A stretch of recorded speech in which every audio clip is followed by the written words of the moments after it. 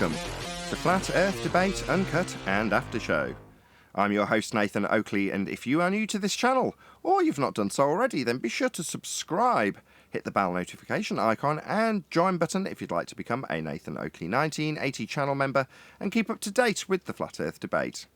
If you would like to support the channel, there is a super chat that runs alongside each of these shows while they premiere, and there's also a PayPal, Patreon, crypto and thanks button in the info box below the video. Speaking of Patrons, I'm going to do a quick shout out to all of you who do support me on Patreon, so a massive shout out of thanks and appreciation to Flat Earth Sage, Goldie McKiernan, Phoenix Rising 86, Retro Bill, More Books, Cannabear, Fibre Oats, who's going to get a shout out later on the live show, Michael Kahn, Rob H, John Kays, Patrick Gunnels, Banter, Will Brax, Troy Shuker, Hairy Blade, Mobile Max 777, Neo the One, Rob W, Open Minded, Reese Pound, Dale West Watson, Maria Neelands, Unbelievable Productions, Blue Ridge Ranger, The Real Gabster, Liam Nodrick Jr., Abraham Mohammed, Adrian Quintana, Skeptic 936, Life is Short, Texas Mike, and David Wayne Foster. So I may as well, as I've mentioned it in the shout-outs for all of the patrons, do a proper shout-out to Fibre Oats, who's entered a new endeavour doing artwork. And he said, if once I've got my online shop together, can you do me a shout-out? His online shop being a proper www with his name attached to it rather than his Etsy shop. And I said, well, if you've got an Etsy shop already, I'll more than happily shout it out and show your artwork on the show. So I will do exactly that, and I'll stick a link in the info box below the video so you can check out and hopefully buy some of my Patreon stuff. So there we go, that's Fibre Oats' Etsy channel. The name of the Etsy channel, if you're listening as opposed to watching, is Einstein's Cousin Art.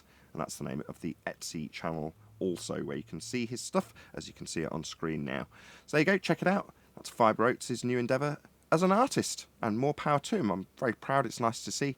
My eldest daughter's getting very into art at the moment, and if she was to follow in the footsteps of Fibre Oats and go on to actually do this and try and earn a living from it, I'd be very, very proud indeed. So I'm all for promoting people who are doing this sort of stuff, because it's a passion that will only make money if they get enough promotion for doing so. So I'm more than happy to help out Fibre Oats in that regard, as little as it is for me to do so. Very easy for me to shout these people out as they support me month in, month out.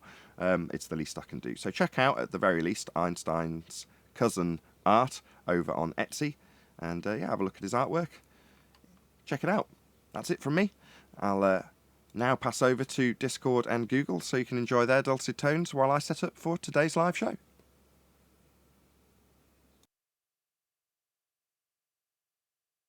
They get a quick sound check from Discord. Can someone just say hello? Hello. Hey, can you hear me? Yes, thank you, whoever that was. Dang. Thanks, dank, and obstructed. Or is that what it says? What's your name Dang. today?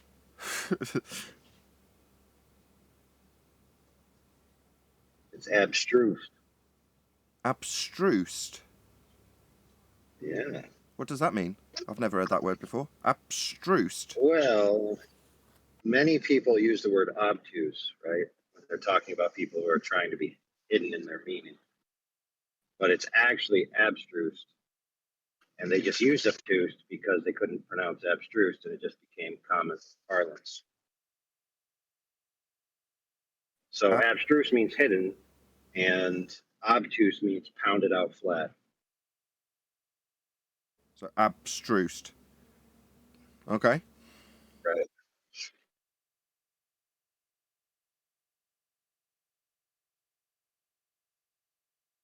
So I had to change my name to that when I think Brian and Quantum Racer were arguing about whether an angle is more obtuse or not.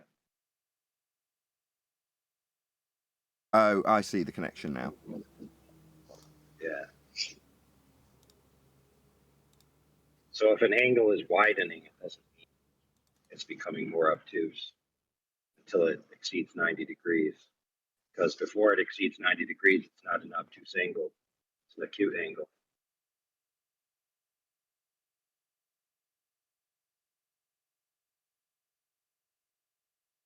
So, you know, if it's less than 90, if it's 70 going to 80, it's not necessarily becoming more obtuse unless you use that term where it's being flattened out. So like in real life, where that would matter is like if you have an angle iron, you know, like a 90-degree bracket, Yep. and you want it to be flat, you have to turn it on its side, hit it in the middle, and then it starts to spread out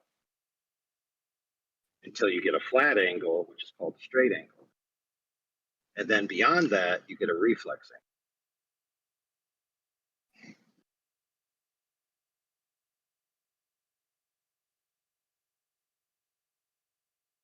I see. Now it all makes sense.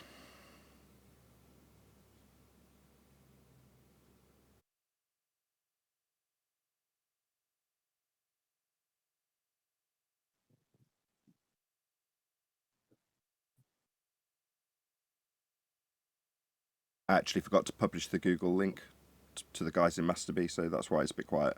I've published it now. They'll hopefully join us shortly.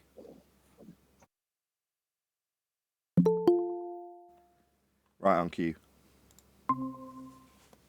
Hey, 10th. Good morning. How are you? Very well. How are you? Lots of stuff going on, but eventually I'll get to it. Good to know. Okie dokie. Busy.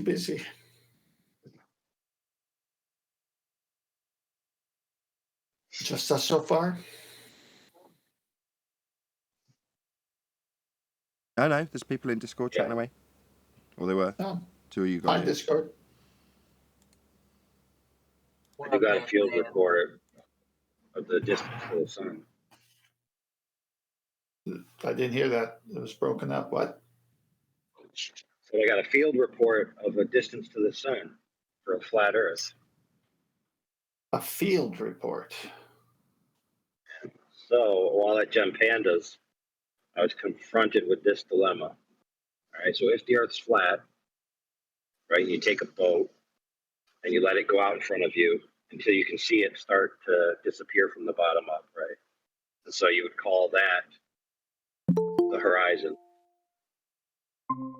Okay, so the boat is on the horizon and you call the boat and the boat says, I'm 6 miles away, right? Then you wait around till the sun starts to set. You see the sun start to disappear from the bottom up, in your field of view where the boat is.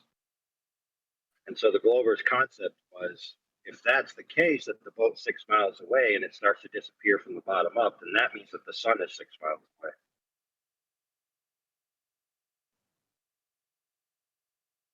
Because it's disappearing from the bottom up at the horizon, and you already verified the horizon is 6 miles away. Therefore, logically, the sun must be 6 miles away. No, not at all. If you've got a statue in your garden and you put a garden table in front of it so it obscures it, right? Or a solid box in front of the statue. And as you lower, you can see that the statue's obscured by the box. But then beyond the statue, yeah, you've got a hill falling away from you, and then there's something else in the far distance, a lighthouse in the distance. And you lower your position and the lighthouse also drops behind the box or table. What does that mean? Because it's obscured at the horizon that you've put at the distance that you can physically measure with the tape measure, that the thing in the distant background, when moving your position to make it obscured, does that put it at the same distance? No. Likewise, I wouldn't associate that with the sun being at that distance simply because it's quote-unquote obscured at that distance.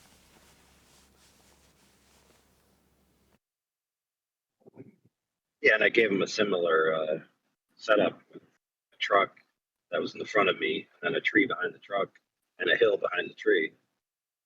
And they couldn't get it. Even Gem Panda himself was involved. And they were arguing, well, the flat earthers say that it's only distance that causes the bottoms of things to disappear. And I was like, what? Who says that?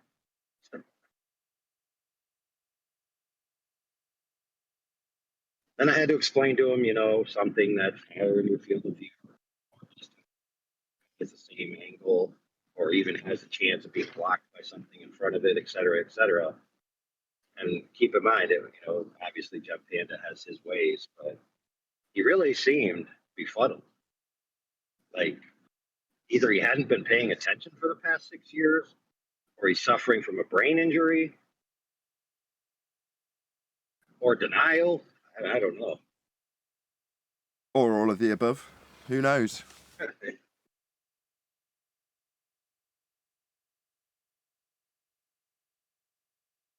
It took me a while to figure out why I was confused at first, because I was just going with the geometric relationships of the objects. I was like, dude, just like in your table example, I was like, this makes zero sense. There's no reason to believe that this object is at that range just because you can't see the bottom of it, because the object, quote unquote, front of it is at a range. So that's the problem. You see, on a flat Earth, if the Earth was flat, like perfectly flat, and the horizontal out from your feet is a straight angle, right? No deviation, a horizontal plane. They still think that it requires physical obstruction for the bottoms of things to be missing. So they think that an infinite straight angle plane going out from your feet in all directions would physically obstruct something that's above it. Yeah, because they're locked into orthographic Muppet vision thinking, aren't they? Yeah. So you remember when Quantum Racer said, and I just played this over at the other channel I was in, he's, when he did his first couple of real concise presentations on the Black Swan, and he was like, oh, in 9 months they'll get this. And then Chocolate Satan was like, no, bro, it's going to be 2 years before they get this. Right? And how long has it been? It's like, I said they'll never get it. They're suffering from severe dissonance about how to think about these problems. I don't think many of them will ever get it. It's like, no matter what, they're stuck with this base axiom. Bottom of thing missing, therefore must be physically obstructed. They can't even set up a thought experiment without that premise included. It's pretty sad that they lack the imagination. The argument was if the horizon's refracted, it's not geometric, right? And their claim is a geometric claim. So it took 2 years of us going through the Black Swan over and over and over again without actually moving on. And they didn't get it at the end of the 2 years. But then they were forced to get it, so to speak. Now that we're at the dip angle argument, or elevation angle argument with their dip angle response, because their dip angle's to a geometric horizon. And, as we've said for 2 years, if the horizon's refracted, it's not geometric. Well, what's geometric? It's Earth curve, isn't it? That's what it basically is. That's what they haven't got anymore. Earth curve at a tangent point, blocking your view physically. And they've refracted it. Well, they thought they were doing something good by refracting it. They thought they were getting around the Black Swan when they barked refraction at us. We're like, no, you're undoing your own geometry. You can't claim it anymore once you've said it's refracted. So the first thing they get to, they can't claim it. That's where they're at. So what are you going to do now? You've told us it's refracted. Now you're going to need to employ some geometry. How are you going to do that with a bent line? You can't.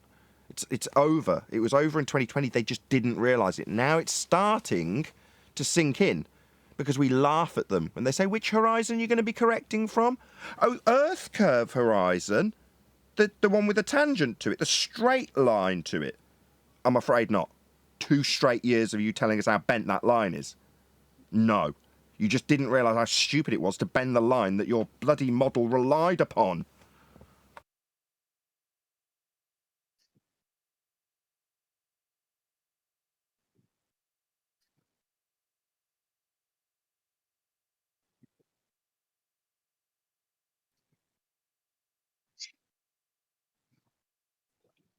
Yeah, could call it slow, could call it brain damage. I don't know what you'd call it. But we told them. I think model afflicted was a good one. But they didn't want to listen. When they said refraction, we said you can't claim geometry then. It's game over. And we explained it to them in detail. They just didn't listen. Like I say, then comes along something that requires a geometric claim. And they can't do it.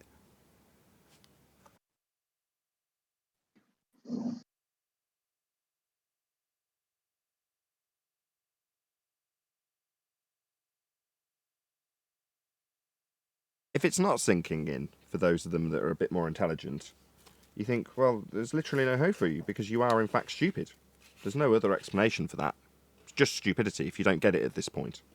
Hoymar tried to get around it and manifest a non-visible horizon from a refracted position when he was here last talking about dip correction. And his sort of response to it was, yeah, I'm manifesting a horizon that doesn't exist. That was his response to it. We all laughed at him. Oh, so it's like The Secret, where you manifest your reality by wishing it and affirming language. Doing wishful thinking of a horizon that's been debunked in 2020. And they're the ones that have told us how and why it's debunked if it's refracted, which they are the ones that have told us. Okay, no geometry then. So when you now need this tangent point to correct a claim that you've got a dingleberry Earth dangling below a flat plane, you haven't got a straight line to correct from to make it seem like it's using the sphere. It doesn't seem like it's using a sphere because you can't get that straight line to make the correction anymore if it's refracted. You're the ones who told us. It's a dead end for them. That's why it's so quiet around here at the moment.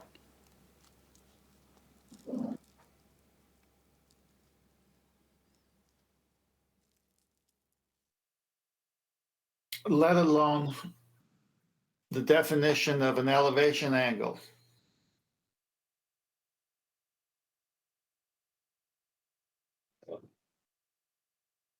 And it has devolved into such terrible argumentation, like that argument I just gave you, where the sun's 6 miles away. So they set that up. They get all the Globers to agree. Then they say, okay, if the Earth was flat, the sun would have to be 6 miles away. The sun's not 6 miles away, therefore the Earth is necessarily a globe, which is a false dichotomy. Those aren't the only two options. The sun's GP. So Just when you said that, I thought of what we talked about before. So you're shooting a star in the sky with an elevation angle that you get from the baseline. You can't see forever, so you just see to the horizon. But the star is, say, 3,000 miles away. So the radius of the GP of that circle of equal altitude, where you're on that circle somewhere, you're not seeing from where you are on the circle to the actual GP of the star. You're seeing the star in the sky. You get an angle of elevation, and you use the horizon at sea with the Mariner sextant. So how far do you see? Well, you see up until the horizon where the sky seems to meet the Earth. It's in apparent position. It's not physical. You can't see anymore because your eyes are limited. But that baseline continues on that flat surface all the way to the sub point of that star zenith. So it's 3,000 miles. Now, do you see for 3,000 miles? No. You see the star in the sky, and the angular relationship tells you it's 3,000 miles away when you do the subtraction from 90 and get the zenith distance. Make sense? Hey, Adam. Hey, Adam. Afternoon, guy. It's hot out here. like the hat. Thank you, sir. Thank you. I need a hat. It's so hot. It's just baking, man. I've got about 4 of those hats on top of my safe here. I'm looking at them. Turn your phone sideways, please. What a handsome guy. You can't hear me, can you? Can you turn your phone sideways? Yeah, I'm gonna. Not better. Much better. Right, so Adam, I've already tuned into a bit of Jason of the Disbury family's stream this morning. There was some nutter that came past, very angry and triggered, and then there was a black guy lecturing them about COVID. Have you seen anything interesting happen already? It's been one of the most interesting streams from Jason today. No, I was watching the stream myself. I had to nip to the loo, so I was watching it from the loo, and then I saw that the other guy. I didn't sure. I'm not sure what he was on about, to be fair, but it's weird because I think it might have been a stooge, that one. Jason was racking in anyway. Let me just give me a second because I'm trying to switch the camera. Is it gone? There we go. But you can see everything. But no, just a few nice, friendly interactions. Biggest surprise of the day: Spurs Chemo's turned up. So I'll go and say hello to Spurs in a bit.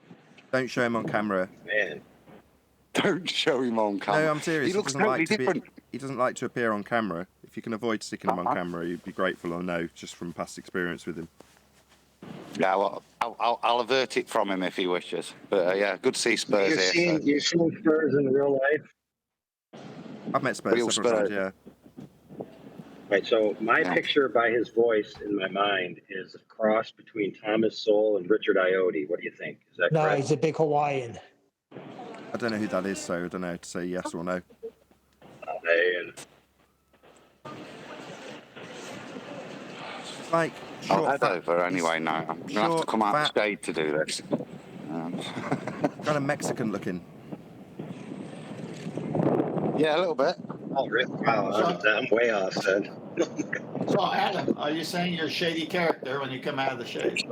I'm trying to be shady, mate. Oh, honestly, I'm melting. Just walking across here, it's unbelievable. There's Dave look, over there, look, tits out. Yeah, that was what I tuned into. So I turned on Jason's stream. There's two half naked men Some guy arguing with each riding, other. some guy riding the lion where the things are. Yes, bro. Nice kind of. Yeah, he's got comfy on the top there. Love it.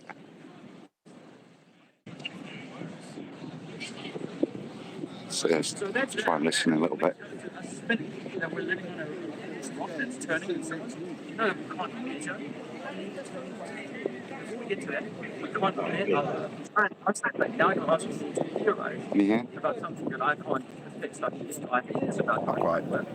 I see a light in the sky. It's a certain size. I see it travel over my head. I know that if I travel to the equator or different parts of the earth, I have a different experience of it. But I also know that's the same if I put a light in the middle of a stadium, a big stadium, and you move from to the front or the back of the stadium, your experience of that light would alter through the course of that.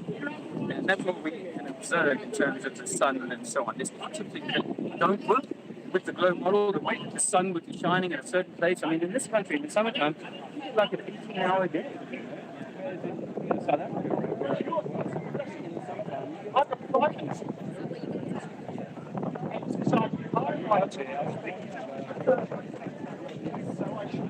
Cup your mic. Can you hear me, Adam? Cup the mic Yeah. with your hand, like cup it. Is that any better? Yeah, it'll just stop the wind noise, and then we can hopefully hear him if you get a little bit closer. I know you're probably right on top of him as it is. And I can make that much bigger, a bar, and lake, and all these sorts of things. And every time I get the results, it's like the water. So if I took those pools of water, and I'm going to wander over and just check if Spurs is called. Spurs. I got Ron Nathan's now, and he says you don't want to be seen. oh, I don't mind. He don't mind. He don't mind. People have been guessing what you look like. So this could be a big reveal. Can we get a super chat? Can we get a super chat we're not on live what yet. prediction? Yeah, we're not live yet. Oh right. Well, I'm not doing it till he's live. Oh, okay. Oh, Gem's here. Gem Panda. There you go. Close up. Oh my goodness. That you were telling lies. I thought that was worth pointing out. Okay, you're telling lies. You don't have peer-reviewed scientific cases at anything. That's bullshit. I don't care. You made that up. I'm just pointing out where you're wrong. You lie to the public. The whole basis of your thing is that you're angry that people are being lied to. So I'm pointing out that you're doing the same thing. You were angry with me. You turned to me first. I didn't speak to you. You spoke to me. And you were angry and aggressive. I know it's not a spinning ball. I'm just returning what you did. And I know the I'm doing evidence it a is bit more. contrary when you examine Yeah, it. you tried to frighten me off. It didn't work. Did it? But why are you lying to me? Sorry? Why are you Just be civil about There's it. only one person. I know. Here, isn't there? I'm using an example. Yeah. Well, that says We a lot. can be civil about That says a lot, doesn't it?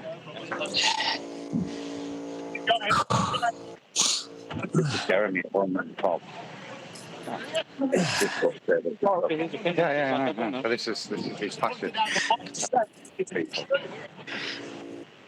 Neil, your mic. Thank you.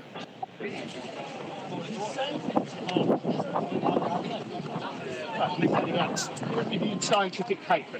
he said he can zoom in on a ship, and when he does, it reveals more of the ship. That is no. Show us where that's true. There's no observation that shows that. There's observations that show we can't see a ship. Oh yeah, he's a left troll. And now great we zoom denial. in, and now we do see a boat. But there's no observation where you see more of something as you zoom in.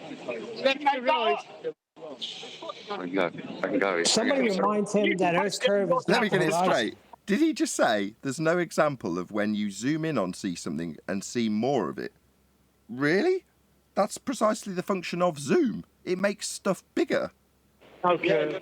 That's why zooms are pointless. He's in serious pain. Oh my gosh. Right, that's because you always think if you're looking at one direction, see so far to the horizon, and the distance not listening, and then the distance left to right is the same distance. Well, it's not. Well, judging on that, we're living on the toilet roll because it's curving 3 miles that way, but the other way it's not. So that's a toilet roll. No, doesn't mean no. All I said was, if you're expecting the same curvature that way as that way, you need to have the same distance that way as you do that way. And that isn't necessarily always the case. That's an elevation angle. You must start with a flat baseline. And they take to the centre of the earth, you use a flat baseline. You always start with a flat baseline to navigate. You always do. Couldn't just move over here. Don't move. He's putting the black swan to him. Yeah, do you want it? Speak to him, 'cause it's a bit loud. Go on. They're not keeping up with the flat Earth debate, that's for sure. Well, Kevin, is it? I don't care.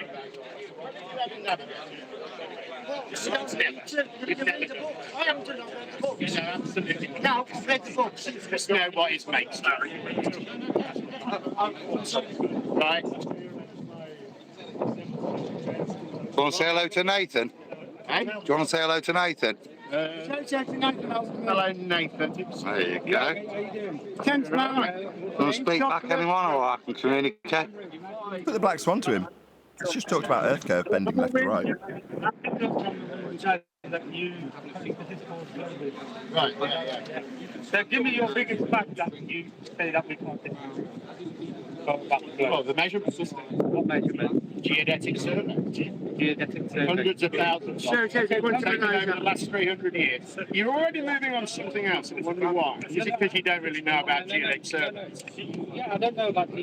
Right, okay. All right, let's move on to something else. Well, We've got a We're just question ignore here. the hundreds of thousands of measurements. We've got a question related to your claim. The distance of the sun. Oh, they don't want to go. So, I'm not going to do Jez is going to have a go. Go on, have a go. Come on, have a go if you think you're hard enough, Jem. Well, these are daily acclamations.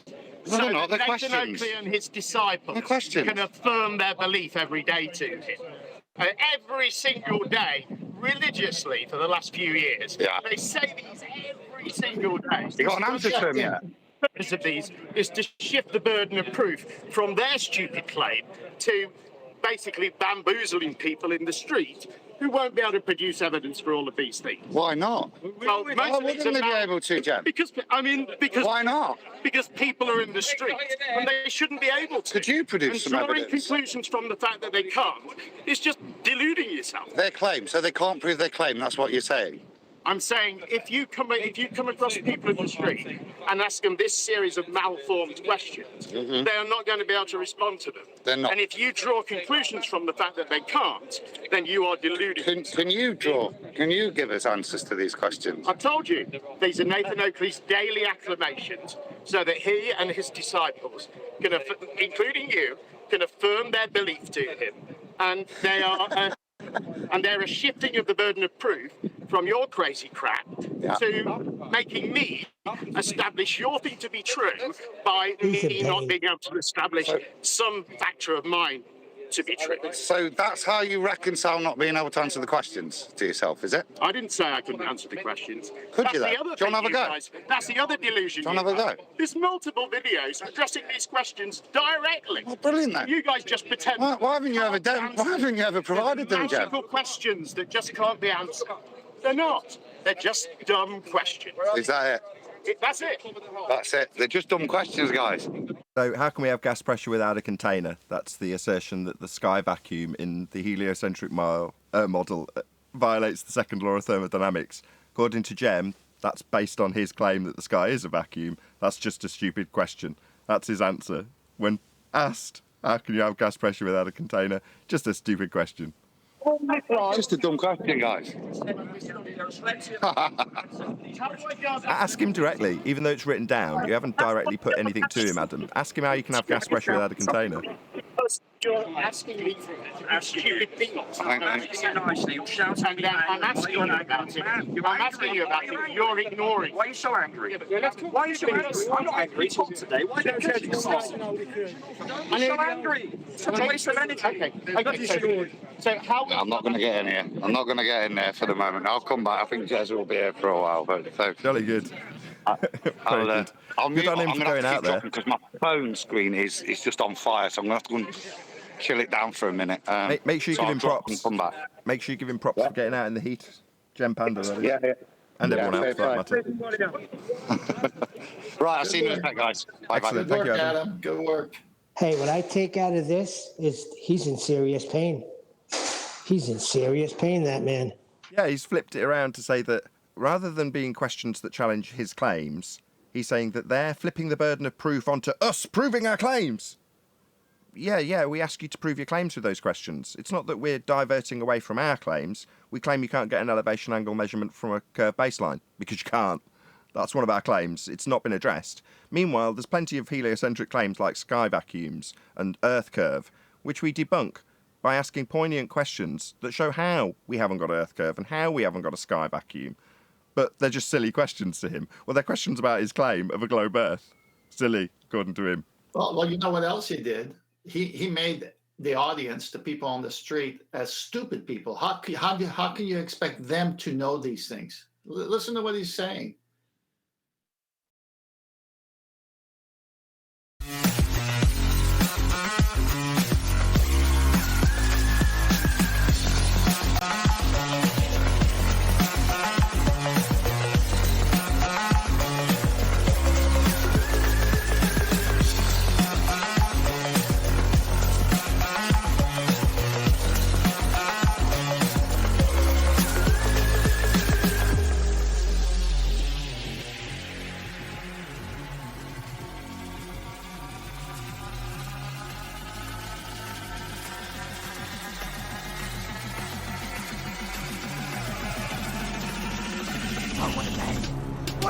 Welcome to Flat Earth Debate Live.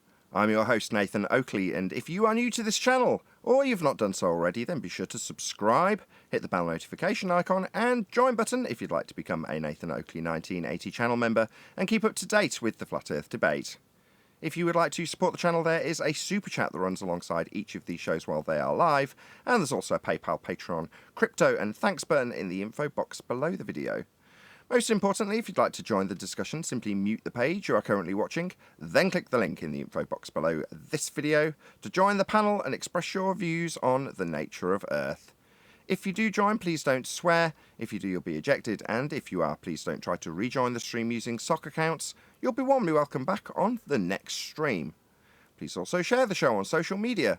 Sharing the show obviously increases the live audience, but this in turn increases the chances of a more diverse panel, so please share the show on Facebook and Twitter. Now, we are joined by Neil, 10th Man, is that Refracted Curvature or is it Righteous Force? Righteous Force, Brian's Logic, and a whole bunch of people in Discord, so welcome one and all. Morning. What a pre-show. I am in pain here. So we were privileged to have Adam broadcasting live from the streets of Nottingham, where he was joined by Jem Panda, telling us how silly the housekeeping questions about the claim of a sphere Earth were. So let's go through some of those now. Any evidence of a physical geometric sphere edge? That's a horizon, formerly known as Earth curve, claimed to be bending or not bending by Jem Panda in the pre-show. No evidence. It's mathematical for their model, but no.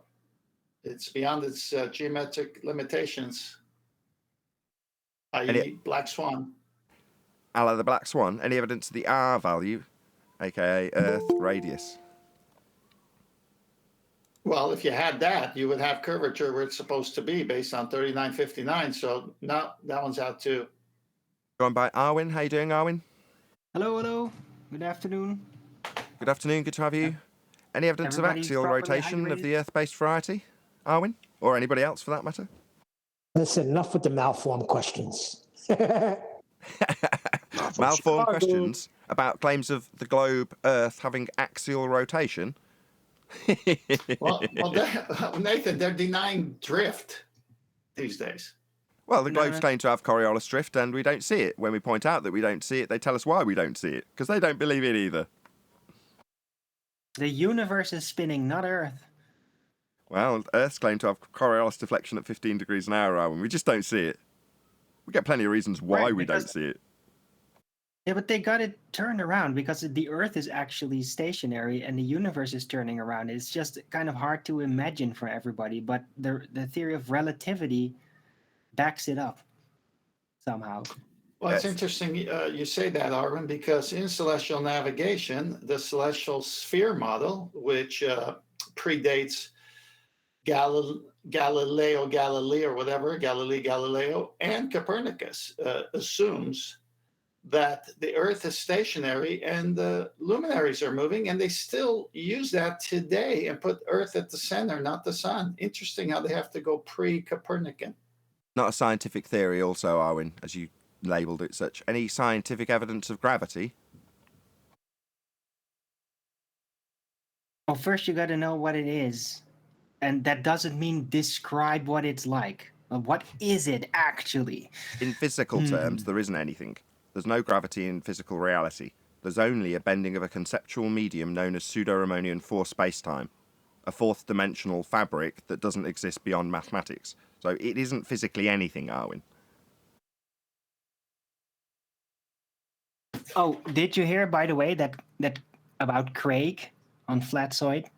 Now he's involved space-time with terrestrial refraction.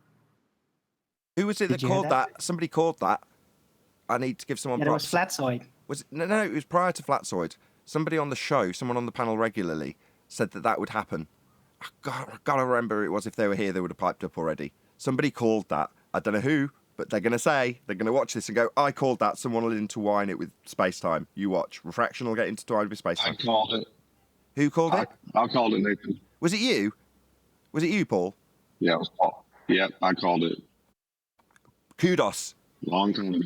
Yeah, I remember it. My long-term memory is exceptional. I do remember it. I vaguely remember it being you as well. So yes, it does bring a smile to my face. Because, yeah, you said it would happen.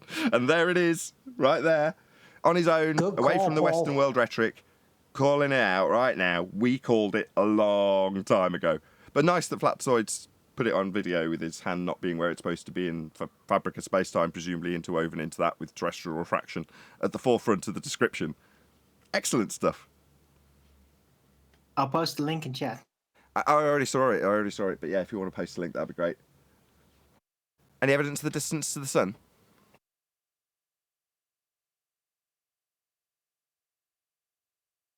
It seems very close. But No, maybe it that's doesn't. just the heat. It seems higher in the sky. It doesn't seem any closer than it ever does ever. I don't know, man, but it's like a relative distance. It's not an actual distance, and it just seems closer. So you can't say I'm wrong. Yeah, I can. Relative to what? In the sky when there's nothing else around it except for some clouds, which it's definitely beyond. Relative to the impression it makes on me. No. Okay, that's not good enough, no.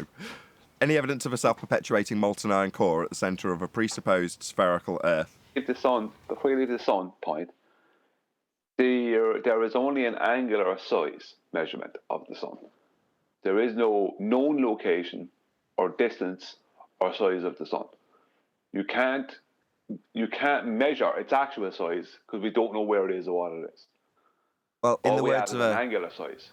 In the words of a illustrious, sexy Irish womanizer, they can't have that angular size in the globe Earth model. No, but what they can do is take the angular size of the sun from a flat plane. not right, from a flat Earth, and then assert that the sun is a certain size and distance that matches that angular size. And they can do the same then with everything else. Hey, Brian, how come they say it's 400 times than the moon and give it the distance then? Well, it's just a distance. It's like they just gave it the arbitrary distance based on the sun's and the moon's angular sizes, the average angular size of the sun and moon. They just gave arbitrary distances and sizes that match the sun being 400 times the size of the moon. It's probably 400.5. That's what I reckon. But that's what they do. So all they have, the whole backbone of the heliocentric model, is flat Earth elevation angles to Polaris being back engineered into a radius, and the angular size of the sun being back engineered into a solar system. The whole thing is built on those two things. So do we have any evidence of the distance to the sun? No way. We have an angular size, and that means nothing if you don't know any more than that. Thank you. Evidence of a self-perpetuating molten iron core at the centre of a presupposed spherical Earth. Yeah, man, I can feel it. It's so hot. You can feel the core? Yeah, man, it's hot to the core.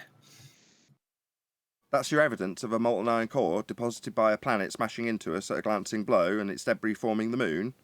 That's your evidence? It feels hot, Yes. man. Yes, that's exactly why. That's as good as the globe standard, I suppose. If you can draw it into a diagram. When it becomes really hot, then everything that's associated with heat somehow in the heliocentric model becomes real. Because you need can to draw a imagine diagram of it, now. Arwin. Picture of the molten iron core with arrows going up and then the word hot. There you go. Yep. It's proof positive. What would John say, refractive curvature, to that question, Nathan? You're going to need R for that. Yeah. Any single Do you feel viable cold today? Say again? Do you feel cold today, Nathan? Fuck. I still didn't catch it, Yeah. Sasha. One more time. One more time, Sasha.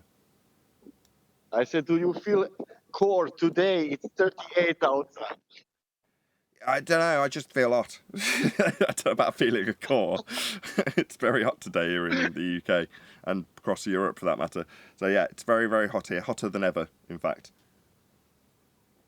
Anyway, moving on from the molten iron core and Arwin's evidence that it's hot currently, proving the molten iron core, not in the slightest bit. But there we go. Any single viable hypothesis from any of the fields of astronomy, cosmology, or astrophysics? Yes, molten iron core causes heat. I don't know if that either... How is that, other than the story of Thea, how is that cosmology or anything like as such? It's just part of the story. It doesn't even link to the heat bit.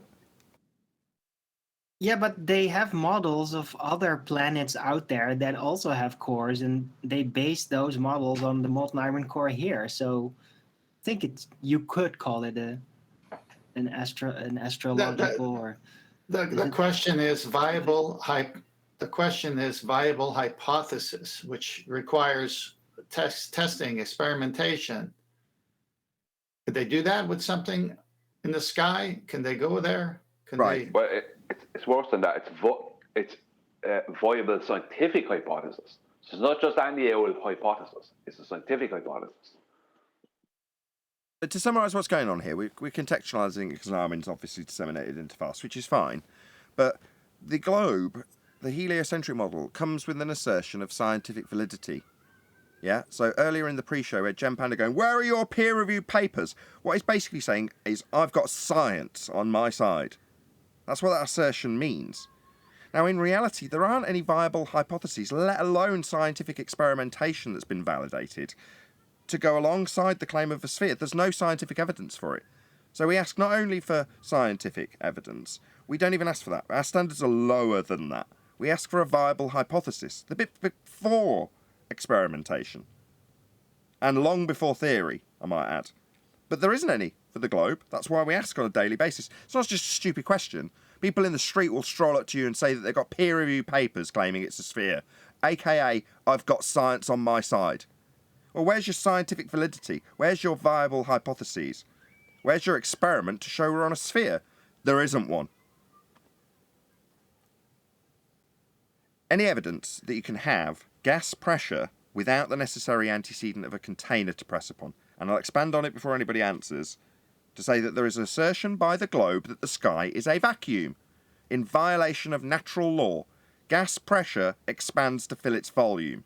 The gas pressure we are breathing would expand into that vacuum if the sky, that's outer space, was real. It isn't. The sky is not a vacuum. You require containment to develop gas pressure, and we're breathing it. Ergo, space is fake. Is there any evidence that you can have, as asserted in the heliocentric model, gas pressure without containment? Well, containment Space-time, or Nathan, limited space-time. available volume, right?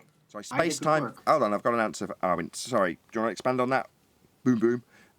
Yeah, you remember? I remember we talked about this a long time ago. How time moves, slower at your feet than it does at your head, or no, vice versa. Yeah. So it's that differential in time that is causing the pressure differential here on Earth. So it's a direct correlation. As time speeds up as you go up, the pressure decreases. Perfect correlation. So there you go. Time is a description. It's a conceptual idea of how things move forward through the fabric of time. That conception isn't a physical reality that you can show me. You can't show me time. Likewise, to juxtapose that for somebody to digest it as conceptual, if I describe how the time dilation occurs when traversing wardrobes, you would appreciate that that is a bastardization of a conception that is time, because time doesn't dilate or bend or in any way change when you traverse the wardrobe. And likewise, when you traverse space-time, a fourth dimensional mathematical description, it's just strike that. We don't traverse conceptual mediums. Therefore, the conception, description of how time interacts with my feet versus my head is nonsense. It's also a reification fallacy, because concepts don't physically do things. That's a reification fallacy, Paul. So no. Okay, let's go in a different direction then. Okay, you got me there. Well, space curves more towards the ground than it does up in space. So it's the curve of space that is the cause of pressure differential. If you're going to move from the fourth dimensional space-time into the Euclidean three space of length, breadth, and depth, you're saying that the dimensions we describe things in physical terms, length, breadth, and depth, that conceptual grid bends. Is that what you've just said? Because you've moved from four space to three space and said it bends. That's what I've been told. Space bends. It curves less or more towards the ground than it does up in outer space. It curves less. Sorry, no. So now you've moved back into four space time bending. No, that's a conceptual medium described in the mind's eye of Einstein as length, breadth, depth, and time, and the fabric thereof bending as a result of the uneven distribution of mass, whatever the hell they're describing mass as.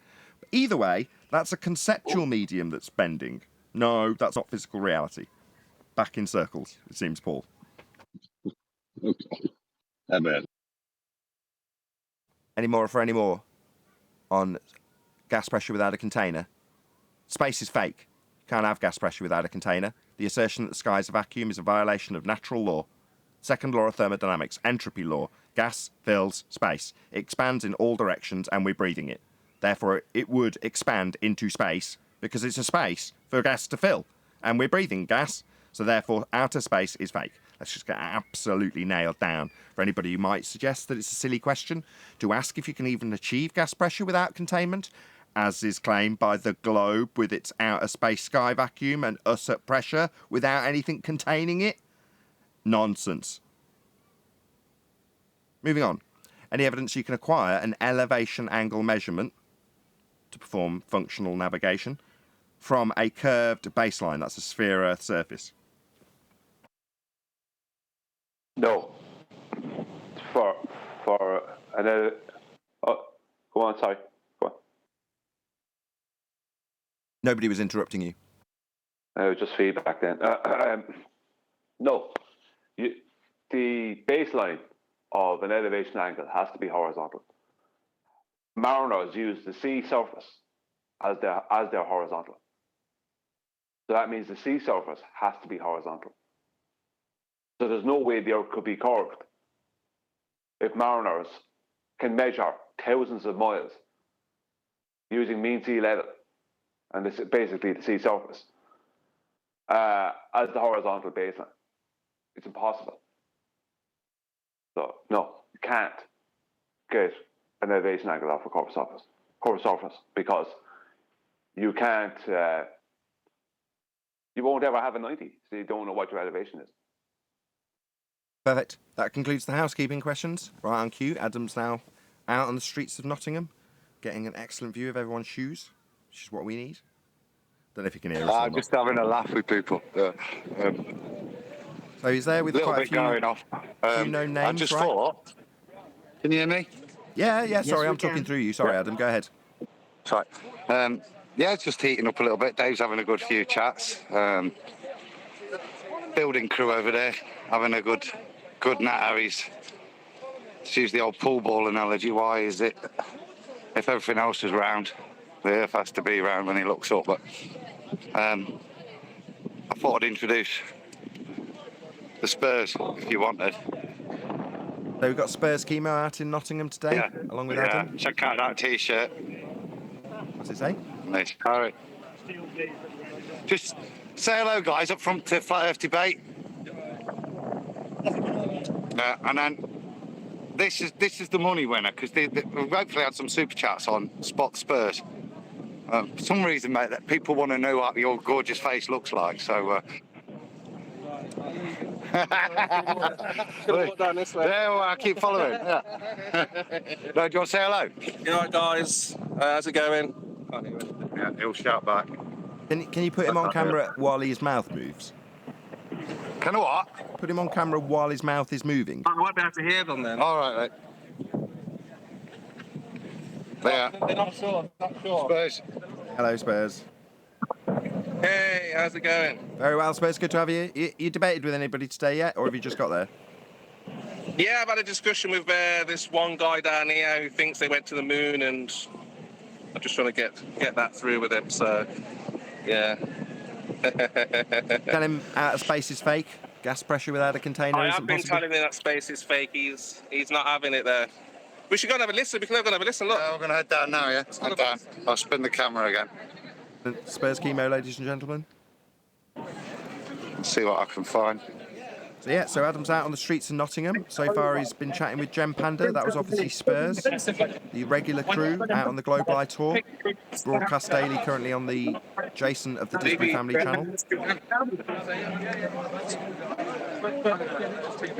So I'll do that with that line on mute. So subscribe today to Jason of the Disbury channel, which is Disbury Family, where this is going out live. So just check him out. That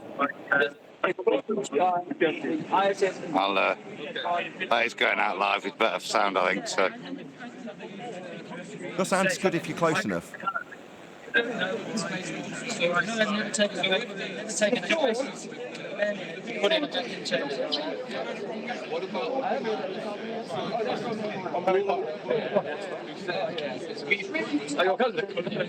Adam.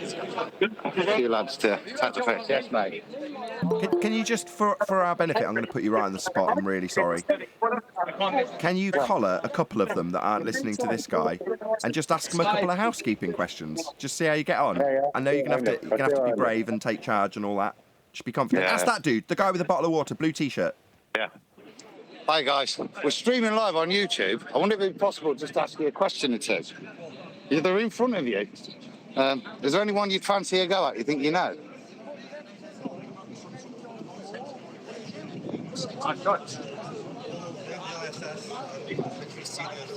Okay, so which one's question is that? 2. Question 2. Any evidence of Earth-based axial rotation? So you're saying a light in the sky going above your head proves you're spinning? The ISS? Yeah? Right, I'm not debating that, but it's up there moving, isn't it? And you're down here moving, you're saying. But what do you feel? Do you feel any movement? No, but you can see that moving. Yeah, but if you turn 100th of a degree a second, you also wouldn't feel it. Wouldn't I? I wouldn't feel it. Wouldn't notice it. Wouldn't feel the change. Turn slowly enough, maybe. Am I moving at 100th of an inch a second? Yeah, I'm going to offer you a counter to that, right? Let's just say we're moving at 1 degree a minute or 1 degree an hour, 5 degrees an hour. Let's just say that. Big rampage, mate. Would it make any difference to you if you were the spindle of the clock or at the extension of the arm of the clock? Would it make any difference to what you felt in terms of that journey? Just imagine you're the center of the clock for all the hand space. Yeah. You're asking if it matters whether you're at the very end of the hand? Yeah. So if you were at the very center, then it would move very slowly for you. It would take an hour or a whole day if you were the hour, 12 hours to turn around, right? Yeah, but it will take 12 hours no matter where you are on the hand. Agreed. However, if I'm standing in the spindle, the air resistance and the movement is very small. But if I'm standing at the end of a 4,000 mile minute hand, the resistance and the air movement would be different. Would you agree? Yeah. Okay, so when people talk about the angular change of the globe, they always forget that they're taking it from the spindle rather than from a 4,000 mile arm of that clock. And at the 4,000 extension, it may only be a tiny amount, but the winds associated with moving 1,000 miles in an hour, very different from moving just a tiny little bit in an hour if you're in the spindle, right?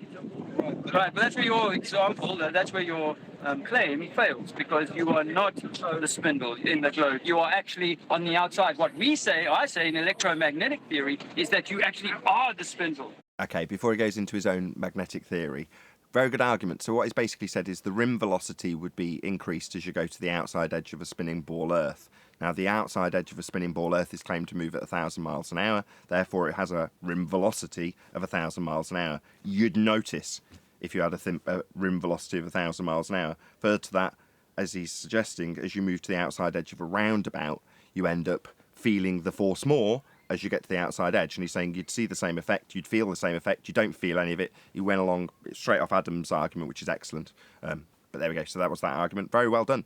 Not bad at all. Let me put you some numbers on that, yeah? So, because you were saying about a quarter of an inch a second as well, 1,000. Yeah, I know. So, if the Earth was a ball, then let's just take the equator, because it means we're using an ISO value which keeps the rotation. Then you'd be moving at 1,000 miles an hour. That would be your edge rim velocity. Do you think you'd feel 1,000 miles an hour? So, can you see the difference in what you thought you were experiencing at 1,000th of an inch a second to 1,000 miles an hour? But again, so now your vestibular system should pick it up, shouldn't it? Yeah, but again, it's... You're saying you'd be able to feel if the Earth is moving. I'm saying... Since we can't, that means it's flat. No, I'm saying that relates to rotation, doesn't it? So his claim was, is the Earth rotating? He said yes. So I'm saying... I don't believe it's rotating either. That's the point. I'm saying that the evidence... Yes, that's one reason. Right, so do you think Mars is also flat? No, Mars is a light in the sky. Right. So, since a Mars rover is also on Mars, if it could feel the rotation, it would Mars. thrown off the orbit. Give me a sec. So, if the Mars rover was made to have to resist any of that, we weren't made to resist any of that because we can't feel it simply because, if we could, things wouldn't be able to be alive on the planet. The gravity would have to be a lot stronger to keep us on here, but it's the perfect strength to fight against the rotation. That's just how planets work. That's how planets work. Okay, so where this planet is, where is it? How do you get to this planet? No, Mars, you said. Mars. And where is it? How do you get there? Where? In space, yeah? Yeah. So you believe in the vacuum of space? Do you believe in the vacuum of space? That space is a vacuum? Well, it's not. It's a space-time. It's space-time. Sort of vacuum. Well, it is what it is. Well, it's 10 to the minus 13 torr, isn't it? Yeah. So like 1 atomic molecule per cubic meter. So basically a perfect vacuum. Yeah? Okay. Oh, if you're on about like the lack of anything in space. So I'd like to just bring you to this question, okay, which is any evidence of the vacuum of space? So how do you have gas pressure without a container? Because you just talked to me about where all these things prove your viewpoint. But I'm saying to you that this place that you're saying it's all happening is a physical impossibility. It's a violation of the second law of thermodynamics. You can't have gas pressure without containment. Any gas pressure. Yeah. What's containing them? Gravity. Gravity. And how does gravity contain things? It's got a pull. It's got a pull. So if we explore the behaviour of gas, yeah, where within gas pressure is the effect of gravity expressed. Where does gas go down, go boom, boom? Described. Random directions. Based on the last collision. Yeah, there's no downward bias then, is there, to a gas collision? There is. A tiny. No, there isn't. There. Could you provide some evidence for that? A problem. If you're going to talk about space in general, Mhm. understand that not everything's proven, things are still being studied. Even a lot of theories that you'll believe in, even a lot of theories that I'll believe in, aren't proven, can't be proven. That's fantastic. I totally agree with you. And that's what we're highlighting to you. It's exactly what we're highlighting. That's what I think.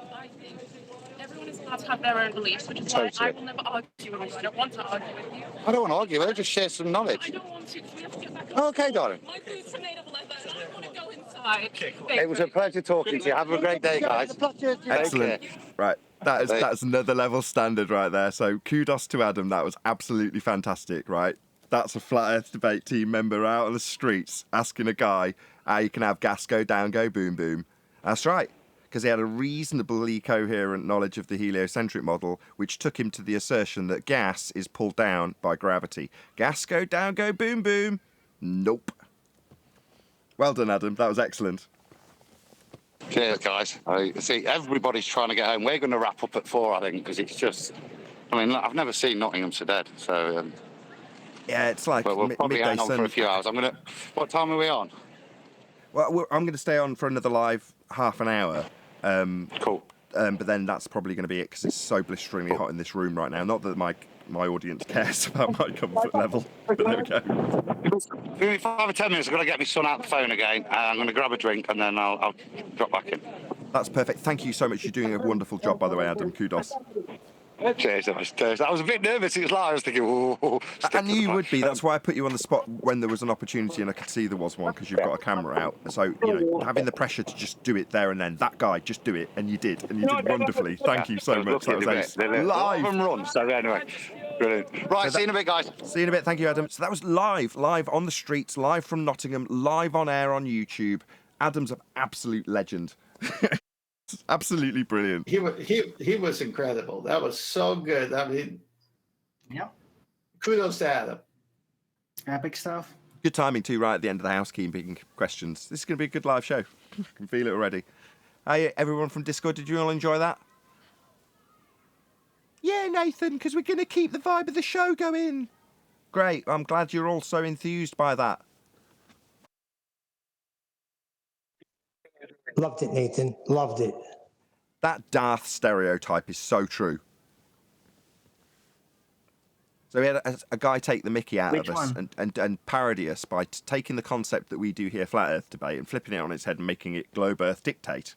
And they've changed all the characters' names. So Arwen became Legolas, I became Ethan Woodley, etc., etc.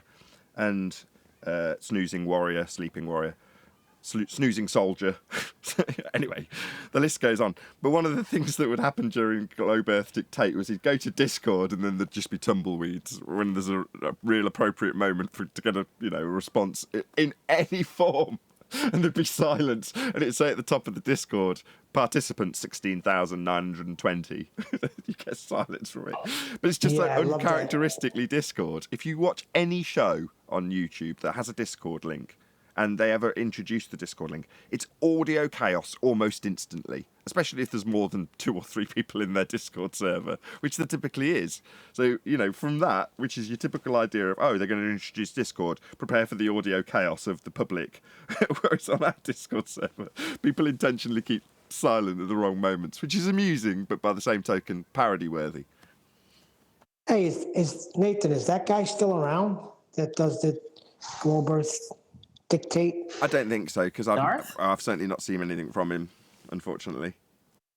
I will not be a panel member until he does a spoof on me.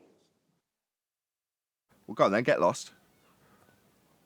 Yeah, go away. Not a legit panel member. Okay. I You was will thinking probably about be that the other cousin day. Vinny in his next skit, so. Well, we've got I a was little thinking lull. about Nathan, that I've the got other day. Oh, go on. Go on, Paul. Nathan, I've got a side topic, just a quickie. Remember, I think it was probably been a few weeks ago, where this guy named Alex Stein came in. And he trolled in here a little bit.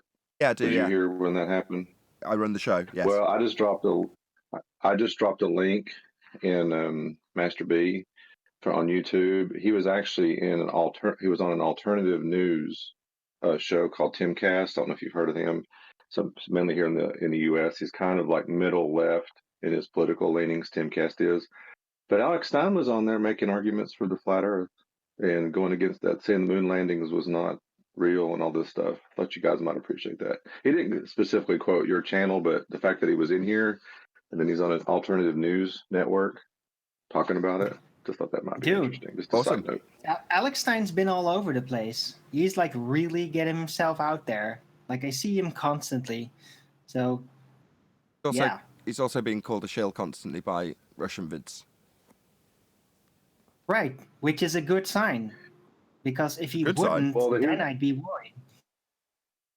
Well, here's the thing: if you watch this interview, it's about 25 minutes or so. He doesn't sound like a shill. I mean, unless he's put on a good act. They But never you guys do. can make the determination yourself. That's just what they want you to think. Cool. Yeah, shout out to Alex Dean if he's doing a good job. I remember a quote from DITRH, the real Dearth, and somebody was interviewing him, and they were talking in this particular tone about Eric DeBay. They're saying, look, he's clearly CIA, government-controlled shill. How can you possibly promote this shill? And Dearth's response was, if he's a shill, give me 20 shills. Because he's out there talking about what I talk about. He's talking about flat Earth. Do I align with him on everything? Obviously not. There's plenty I disagree with. This is DITRH, I'm paraphrasing a lot of what he said. But if he's a shill, give me 20 more just like him. Because what's he doing? He's promoting this subject matter to the masses in a more effective way than I am. At the time, Dearth was smaller. I don't know if he still is, probably not, than Eric DeBay. Well, it's like, yeah, that's my attitude. If Alex Stein is out there talking about flat Earth, there's a reasonable chance that as an interaction with Alex Stein goes on to open someone's horizons to that subject, they might come across me. So give me 20 more of him if he is a shill. That is, I'm not suggesting he is, but certainly he is being suggested as being a shill by Russian vids every time he does anything of note. And again, I'm not knocking Russian vids either. You know, call him out all you like. More power to you, mate. But there we go. You know, that's just the situation as it stands with Alex Stein. And if he's getting out there, good on you, mate. You're doing more than I am in that regard. Right. If there's only one shill in this field, it is Russian vids. I mean, like he would have to be almost at this point. Well, I think we need to revisit what a shill is. I think sometimes we kind of say it, but we forget what it was. Well, it was the guy back in the day that would be standing outside of a store. But he was paid by the store to praise the thing that they're trying to sell, and it would get other people interested in the topic or interested in the product that they were selling. So I think we need to just remember what a shill is. It's actually, if the government if he's a shill for the government, then it's the government saying that we need to look at this thing. We need to look at this subject, this topic. So it's actually that's actually a compliment. We should say, okay, this is a compliment. They're telling us to question things. Exactly. To follow on from that, Paul, there's been plenty of people in the comments that have been saying similar things. This seems more and more like the government want us to know about this, that it is actually a controlled release, that they are tolerating it. And I've seen other comments where they're questioning how I'm allowed to get away with what I do on this show. I think the comment, to be a bit more concise, if you want to credit yourself for it in the next comment section, was something along the lines of, how is Nathan and team allowed to get away with so concisely debunking the globe on a daily basis if it's not tolerated by the government shills or the government whatever? That's paraphrasing, but it's close enough for the person to have written it to know who they are in that regard to that comment. But yet there's a general sentiment that I've always sort of sat on the fence with, but aired throughout the Flat Earth debate, that it does seem that way. There's no evidence whatsoever other than my bloody gut feeling, which means nothing. And the comments I get from other people's gut feelings when it comes to this sort of stuff. And you, in this regard, Paul, But yeah, it does. The arrows do sort of indicate that. I don't know if that's actually the case or not. Who knows? But there we go. It's an interesting topic. I do want to shout out one of my Patreons just before I run out of live show. I know we're slap bang in the middle of it, or just gone past the middle of it now. But one of my Patreons got in touch, and he's an artist. And when he said that, I was like, oh, my oldest daughter's doing art at the moment. And when I'm talking to her about how life will evolve, one of those things and jobs and careers was kind of along the lines of the vein of work that this guy's branched into. So this is Fiber Oats. I'm just going to bring up his what is it, Etsy? I think it is Etsy. So it's Einstein's Cousin Art is the name of the Etsy page where you can go and check out some of this artwork that's up for sale. But this guy's branched into doing this. And he was like, contacted me and said, I don't know how to promote it, but once I've got an online shop, I'll give you the details and maybe you can promote it a bit or whatever. And I was like, well, have you got a means of actually showing it people now? He has. This is what he's got, Etsy, which I spoke to my wife about, and she said, yeah, it's very reputable, which is great.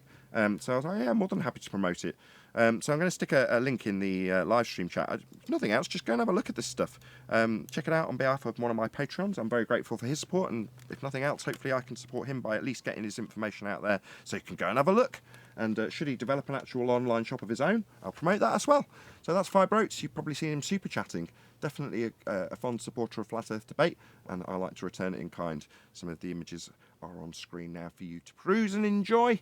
But that's it. Go and check out his Etsy shop. Fiber Oats. Thank you so much, Fiber Oats, for supporting me. Shout out to Fiber Oats. It's a good guy. Absolutely. Fiber Oats. The other one, while we're on the subject, that I do want to get to, is another one of my supporters who sort of asked me how he could help me support getting the show, in other words, this information generally, out to the public in a more broad way. And one of his suggestions, although I can't find the damn thing now, I'll find it as I'm talking, hopefully, was a page or a room or whatever you call it in Discord for Divergent Droid, where if he's in this particular room and I happen to be perusing Discord, I'll join him and chat about this stuff.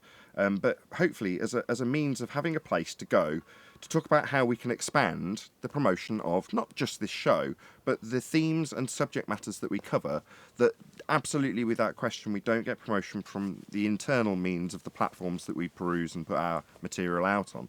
Therefore, sort of outside the box thinking is required. And although I can't find the damn room right now, that's so frustrating. It's in there somewhere. It's called Divergent Droid's Room. I just can't see it on my 4K monitor. Either I'm blind or I just can't see the damn thing. But it's definitely in there in this Discord server. So there we go. So that's a shout out to it. I'm really sorry I can't find the damn thing. If I was better prepared or it was less hot, I'm sure I'd find it quicker. But I just can't see the damn thing. I'll have one last look. Scrolling up and down. No, I can't see it. But it is definitely in there. Anyway, that's Divergent Droid's channel. Droid, is it? Divergent Droid? Yeah, I can't see the actual, what do you call it? Discord room. I can't see the Discord room. I've scrolled up and down it 3 times and I just cannot for the life of me see it. I know it's there. I saw it the other day. Betty let me know after I spoke to her. She's like, I'm way ahead of you. I've already done this room when I asked her. So I know it's there. I went and had a look. I could see it. Now I can't see it. Oh, well. Anyway, maybe it's got a new name. Well, shout out to Divergent Droid. He's another good guy. Someone will contact me and tell me where it is because I can't see the damn thing. Anyway, I'm going to chat out a few super chats. Refracted Curvature is joining, so we'll say hello to John. Hello, John. Hey, how you doing? Hello. Shout out to Jardo, who says how Adam did with his eyes horizontal is beyond me. How Adam did that with his eyes horizontal is beyond me, says Jardo. I don't quite understand, but it's very hot here. I think he means how did Adam not turn his eyes to the sky with the nonsense he was hearing? Oh, how didn't he roll his eyes? Yes, it's hot. It's hot. Thank you very much, Jardo, for the super chat. Also, Mike808, who says, bravo, Adam, wonderful job. I completely agree. It was an absolutely superb job by Adam. And I was craving for it too. I'm sure we all were, because we'd seen bits and bobs broadcast. And I wanted to see one of our own do it, right? And Adam's there, and I'm like, you've got the camera. There's a guy standing looking at the questions. Get in there. And he did us proud. Oh, I'm so chuffed. the day's a good day. Thank you very much indeed, Mike808. I echo that Nathan. sentiment. Nathan, check out John's new logo that Adam made. Refracted curvature. Okay. On screen And the now. reason you couldn't find that guy's channel is because he renamed it to Project Text or Project Voice or something like that. Project something. I saw that vaguely and quickly. Project something.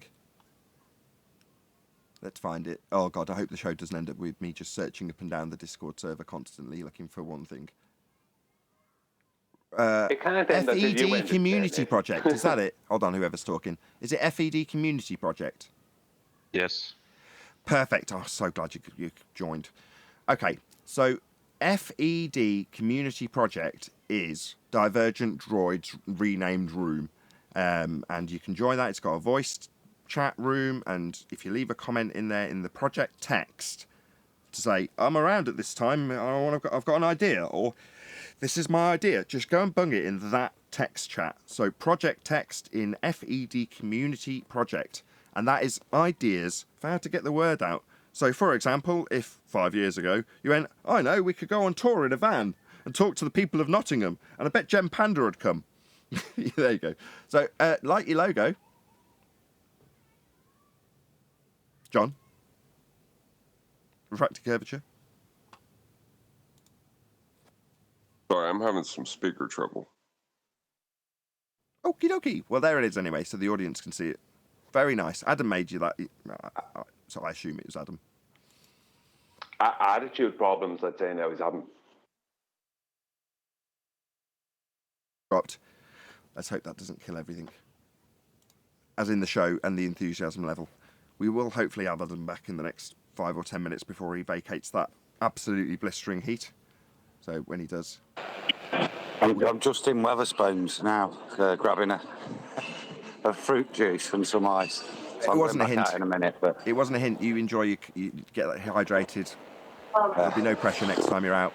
Promise. see you in a bit. Yeah, it'd be a bit unreasonable if I got him to confront some random stranger again, or 2 random strangers. But that couldn't have gone better, really. I'm sure you'll all agree. You know, got to gas, go down, go boom, boom. You can't really take that argument any further. Once it's descended into gas, go down, go boom, boom.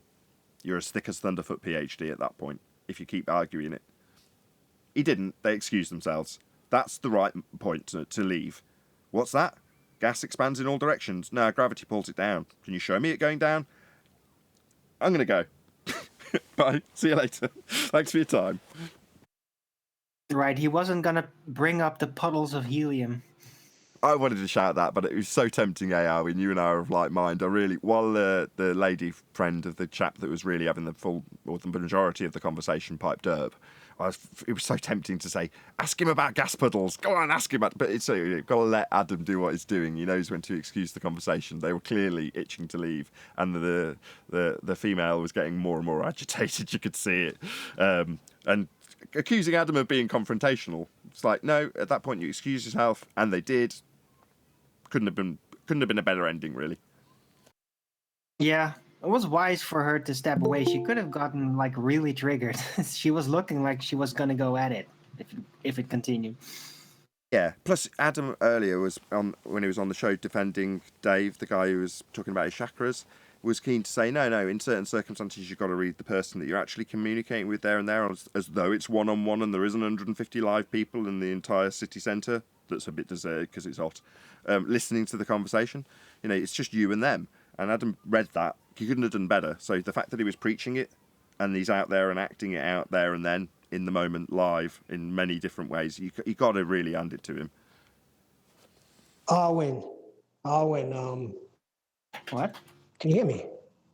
Can you hear me? Yes. Yeah. Were you just moaning Arwin off mic? Did you think we couldn't hear you? Jem was triggered for everybody. Don't worry about it. Yeah, he was. He was asking why they were so angry as well, which I thought was perfectly ironic. It's like, why are you so angry? You're the only one who's angry here. Yeah, he was the only one angry there. And that last back and forth with Adam and the young couple there was perfect, because up to a certain point, they had ears to hear, eyes to see. They were open to go back and forth. The minute the question came that they didn't really feel comfortable, hey, we got to go. It's too hot. And Adam very graciously said, okay, nice talking to you. Thank you for your time. What Jim Panda, what did he do? Just come there and be a troll and angry, and no one's like, he didn't know to say, oh, you don't want to hear me be angry? Oh, okay, let me go to somebody else who does. Send Quasimodo back to the castle. So, plus he suggested that the questions on the table or on the pavement were stupid. And it's like, you came and asserted that the Earth curve, edge, horizon, physical and geometric wouldn't bend one way rather than the other. So you're out here on the street making these claims, and we're questioning the claims. But because you're not allowed to just bark them at people, they become stupid questions when we ask you to prove that the Earth curve, edge, horizon, you say bends one way or the other, would be at 1.2 times the square root of the observer's height in feet. And it's not. Black Swan, 2020 argument. Jem Panda's well aware of it, and it makes him angry. Angry enough to go out to the street to preach his sphere belief and the doctrine of being able to dictate it to people without any challenge. Because if you challenge it in the form of the questions, it's just us not asserting our claim and defending it. It's us strawmanning us globe believers with questions about our claims that we want you to just accept. What an outrage. See how they're more dangerous than we are. That's why he's going to be segregated in our pond. He just doesn't realise it yet. He's stuck here with us. Like in that, I've forgotten which superhero movie it was, but they lock up Rorschach in it, and he's in prison with all these other jailbirds, and they're all threatening him and being very aggressive towards him. And at the point that he ends up fighting with them, he explains that you're not trapped in, I'm not trapped in here with you, you're trapped in here with me. Well, that's how it is Wolverine? with the... I don't know which one, it doesn't matter. The point is that they are trapped here with us, in this pond, separated, because they're just as dangerous as we are when it comes to their non-adherence to the religious doctrine of heliocentrism. They are heretics, therefore dangerous, therefore bundle them in the pond with us and let us argue amongst ourselves away from the rest of the Western world. Did Shamalama Gamma Panda Ding Dong Retard show up at the where Adam was? Yeah, we caught quite a fair chunk of it live. It was great. Is it on this show? It's on the pre-show. Become a Nathan Oakley 1980 member, and you'll see it as soon as this live show ends, or when the after show ends. Yeah, you're trying to say that with a straight face. All right. Say what with a straight face? That was fun. Say which bit? What was his argument? His argument that the curve of the Earth wouldn't bend one way at altitude, i.e., left to right. That was his position. Also, it's just a lot of attacks about people not being allowed to question the heliocentric doctrine. How dare they, was the general sentiment. He still thinks the horizon's Earth curve. Did his fleet of slobber nurses accompany him? Yeah, that's not too far from the truth, so careful. Have you seen him? He's quite a frail-looking chap. I can only judge off what comes out of his incoherent blowhole, and it's retarded. Everything that ever came out of his mouth. Well, you can tune into the pre-show if you're a Nathan Oakley 1980 channel member already. And you can see it with Adam challenging it and having a little chuckle, being very calm, cool and collected, while Jem Panda got very angry on the streets and started barking like a crazy person. I'll wait for the book.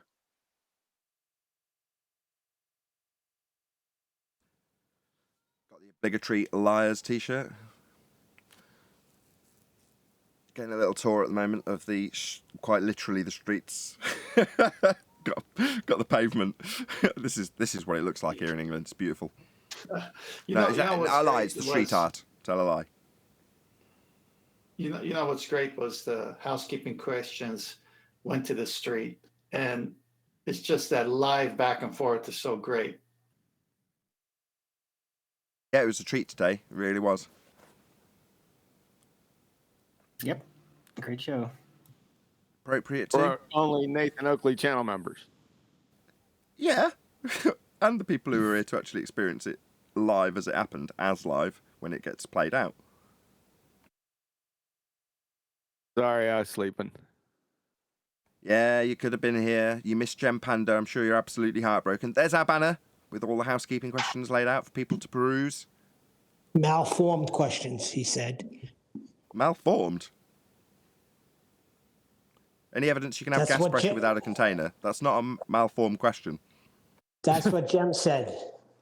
Well, he also said that projecting. question. Sorry. Nathan, say that one question, housekeeping. Any evidence you can have gas pressure without the necessary antecedent of a container to press upon? Oh, that's malformed. How do you expect these citizens walking on a hot day to even? I mean, you guys are ridiculous. Wow. Yeah, That's exactly what he said. But that is the length of the appeal in that regard, because he was also asked if he had answers to the questions. And he said, "There's been videos on YouTube making answers to these questions." It's like, really? That sounds like the most distanced answer you could give. Couldn't you just answer them? Was the response to Adam from Adam? No, he didn't. You got to do is get 2 containers, and then you say that's gas pressure without a container. So what? Net container 0. 2 containers equals no container. Yeah, it's just simple algebra. You put 1 container on one side of the equation, 1 container on the other side of the equation, and then you can cancel them out through algebraic expression. I see. It's all in the maths, you see. So if you want net So what's fish, a mathematically negative container? How would you calculate that? like anything else, right? If you've got 2 fish, yeah, you put it on paper as 1 fish plus 1 fish equals no fish. Yeah, net fish 0, obviously. There it is in the maths. So container plus another container equals no container, obviously. Shout out to Matthew Hall. Ah. He says, and here's me thinking British street art meant monkey knife fights in the street. Flat is fact. Gotta say that. Rile up the ball model lovers. And then a mask-faced smiley. Thank you very much indeed, Matthew Hall, for the super chat. So we were talking the about net question would- container 0?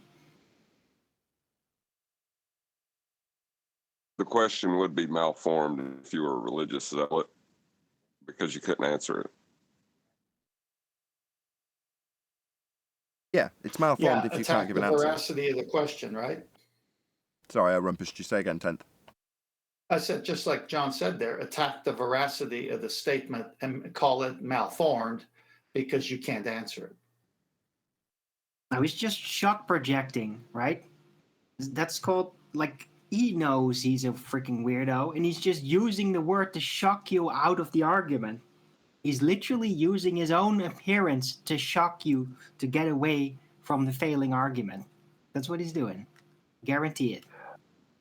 All questions are malformed. It didn't have if you can't anything answer to them. do with the malformed question. Nothing about that made sense. So he just used the word to shock you.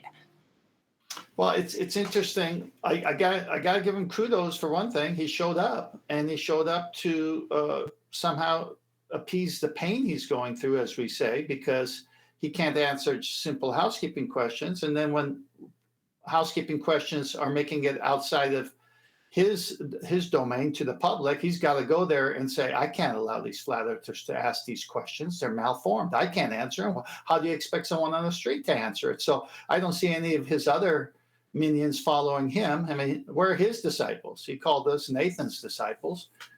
What a joke. Shut up, you Oakley disciple. I can't believe he's survived the last 2 years. I just can barely believe it. Like, No, how did it's- he make it through? If anything, it's Nathan and the Argonauts, not Nathan and the disciples. What do you mean, how did he make it through? He's got a show that has all the rejects that were on Nathan's show that got destroyed. They all go over there. That's how he survives. No, I'm not talking about YouTube success. I'm talking about him actually surviving in the real world. Oh. Yeah. Well, Jem is probably a pretty tough individual, as if you would take it from his appearance, he's probably had a pretty tough life. So you won't probably beat him down too easy. He'll be staunch. He'll be defiant. But how about, like, you know, the medical shit?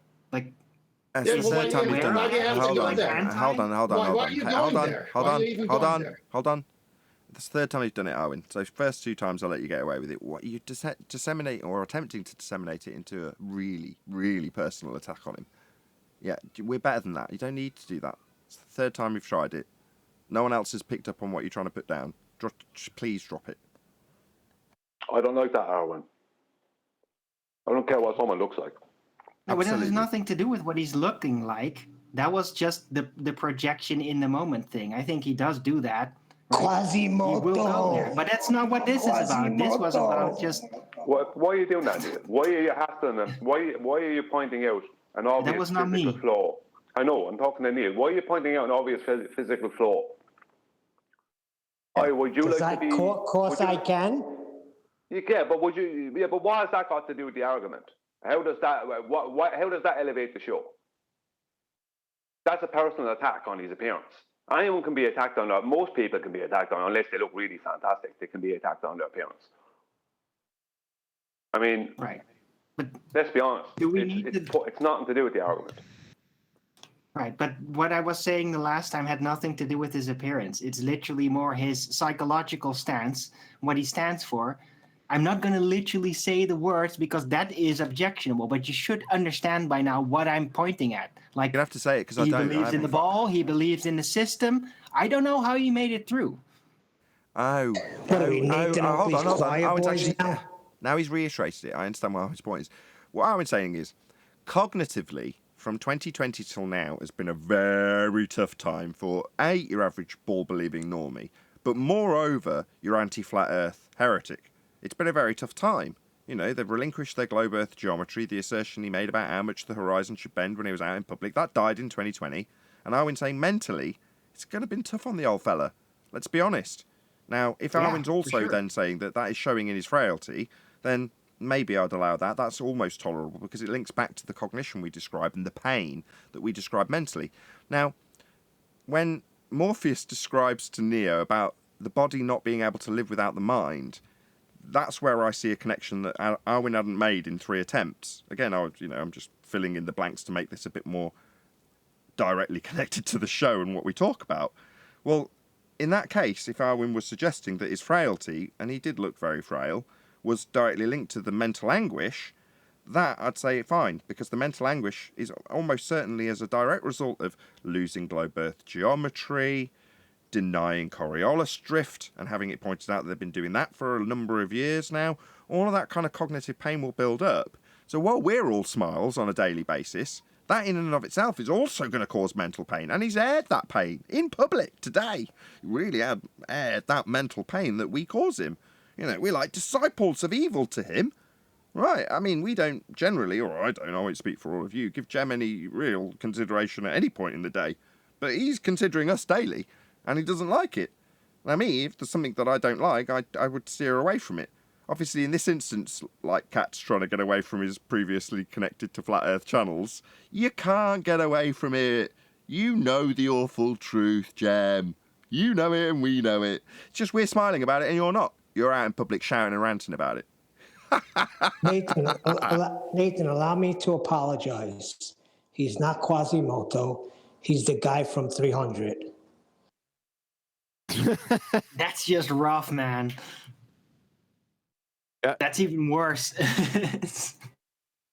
You don't consider Wait a second.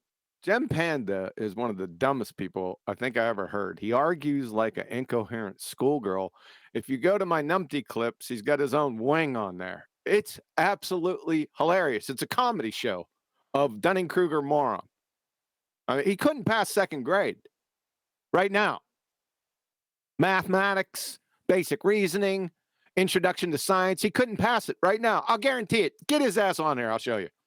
No, you're correct, but the big distinction between Quasimodo and the guy from 300 is that the guy from 300 was at least able to like normally communicate, while Quasimodo goes, right? And Jem Panda can at least like somewhat normally communicate.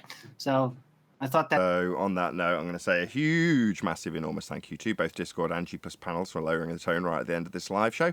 And of course, a massive thank you to all of you in the live audience for hopefully smashing the super chat, liking, commenting, sharing, subscribing, joining as a member, hitting the thanks button and PayPal link and all that good stuff.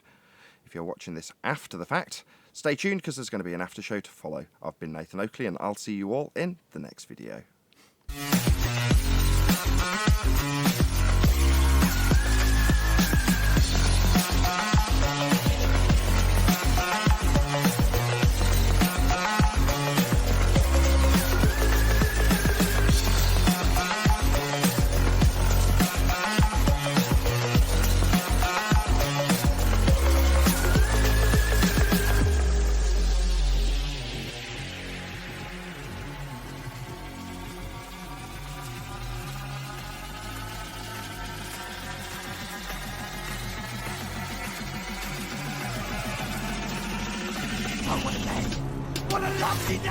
Shout out to Divergent Droid for spamming Quantum Eraser's numpty clips at the end of the live show, so go and check out them if you're still here in the live show now.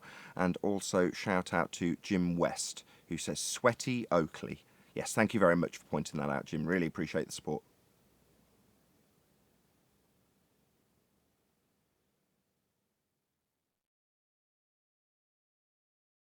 Guarantee if you would have said it, you would not have any words said to you, QE. But I said it, and it's a bad thing. Ironically, right, while you were being criticised for that, Neil, I had my thumbnail of Quasimodo with Gem Panda's face transposed onto the top of it with him hanging off the top of the towers. That's why I said it. Yeah, but it's all my fault, though. It's all, oh, how dare I? How dare I? Yeah, but Arvin, why do you say, when Brian and I are trying to say it was a bad end to the show talking that way, why do you say, oh, you're so virtuous? Why do you do that to me? Oh, I'm sorry. Don't be a martyr, 10th, please. No, I mean, this needs, why is he projecting, how can I put it? We're saying, guys, don't do this. Forget it. My objection to 10th was that he just ad-hommed him basically 3 times, although I didn't point that out in the live show. Now, if you're going to do that, you've got to somehow connect it back. Now, while I'm sat here cringing because he's done it twice, I'm like, if he does it again, I've got to say something. Then I've got to expend mental energy to try and turn what he's done into a coherent point for a live audience and make it not seem just catty, which is what he was being. Now he's doing that to you, and you're highlighting it. So, Arwin, I know damn well you're getting off on this. 10th man's getting irritated. No, I'm not. Me. Yeah, right. I'll tell you what's wrong, I was just trying to play along with what's going on, the imagery on the screen, and Neil making a joke, and I was just trying to play into the joke. Didn't say a damn thing. Why are you accusing him of being virtuous? Obviously, if you're going to accuse someone of doing that, you could have leveraged it at me after I put in mental anguish to bring round your catty behaviour. But you've leveraged it at 10th man. There's no need. What are you doing? I just thought it's kind of pointless that he would point that out when the imagery is literally in the slideshow, and like, come on. It's not that harsh a joke even. I was pointing it out too. Yeah, the irony of my thumbnail being up there wasn't lost on me while I was pointing it out. But by the same token, the point that was being made, and my point, and Brian's point, which were essentially the same, were still valid. It's the way you do it. Now, they make thumbnails about us all day long, and me comparing and contrasting and doing the same thing is me sinking to their level, which I'm content to do in a semi-humorous way, because we're all talking about him as Quasimodo. But if it's unspoken, while it's up as a thumbnail, it's subtle enough to get away with. If it's overt and 3 times over, then it needs to be checked, because then it's just a personal attack on a man for his physical incapabilities, but based on his appearance on camera. Well, that's a bit of a low blow. Not just a bit, gotta be honest. 3 times. But now you're doing it, you're not doing it 10th man, it's not comparison to what you were doing, but now you're having a little dig at 10th man for being virtuous. No, he's a human, he's just being human, and he's following that behaviour off from the comments and topic that Brian and I dropped down on the table. But why have you leveraged that at 10th man after 1 comment? You can't tell me that's not just being catty, Arwin. Be reasonable. No, it's because I'm the target. Why not Neil? He started it. Neil, did you start it or not? I'm not going to get an answer 10th. I did my best. Absolutely. And I don't care, Brian. Right, so why did you guys come after me? Why did you come after me? I wasn't even like, ha, ha, ha, ha. I was just making a comparison based on verbal capabilities. What happened is you said that me and 10th were being too virtuous, which was making us too sensitive. Yeah, leave me alone. That's why I said it. Just leave me alone. Why do you always have to go after me? So hold on. We'll all leave you alone, Arwin. If you can just admit that was a bit of Projection, right? Just admit it. Flat on flat violence. Hold on. Come on, guys. What, projection? Virtuous? What? You're a bit How's that sensitive. projection? Yeah, you're a bit sensitive. You just want to be left alone. You've said it immediately. You've immediately given me justification to give that claim of projection. Too virtuous? No. Maybe you're too virtuous, Arwin. I'm just kind of annoyed that I have to be the one that everybody tells that again when I didn't even bring it up. Why do you go after You me? said it, Howard. You said it to me. If Neil said I was too virtuous, I'd go after him. Neil's wrong, and you're both wrong. Yeah, Neil I'll caused tell you this. right now. Yeah, but you didn't go after him. You went after me. And so then afterward, I said No, hold on. He's right. Who said- Neil did cause this. hang on. Hold on. Arwin's right. Arwin is actually correct. Neil did cause this. Who said that was virtuous, Neil or Arwin? Well, Arwin caused that. Thank you. That's what I was addressing.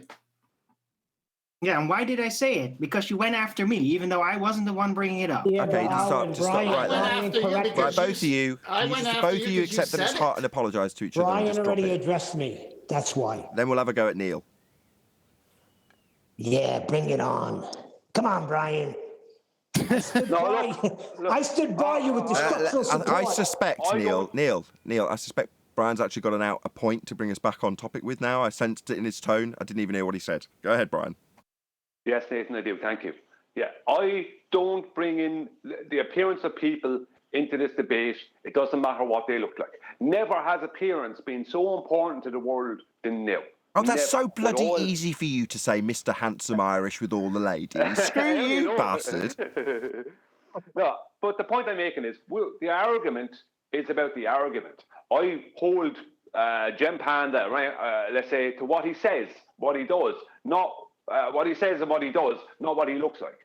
So I don't care what he looks like. It doesn't mean I like him or dislike him for how he looks. I'm interested in the argument. What QE puts forward about the stupid things he says, yes, I'm all over that. But as far as his appearance goes, I have no interest in attacking anyone on that. Now, if he attacked you in some way personally, Neil, then you have a right to go after him. But doing it this way, as you did it, is not the right way. Because nobody even knows why you're doing it or what it's about, and it reflects on the show.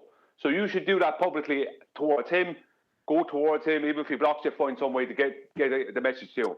Sorry to interrupt you, Brian. Hold on a second. I'm really sorry. I've just got an email from Gem Panda. He says, tell Brian he's a potato-eating paddy. So, yeah, but he's not happy on my team.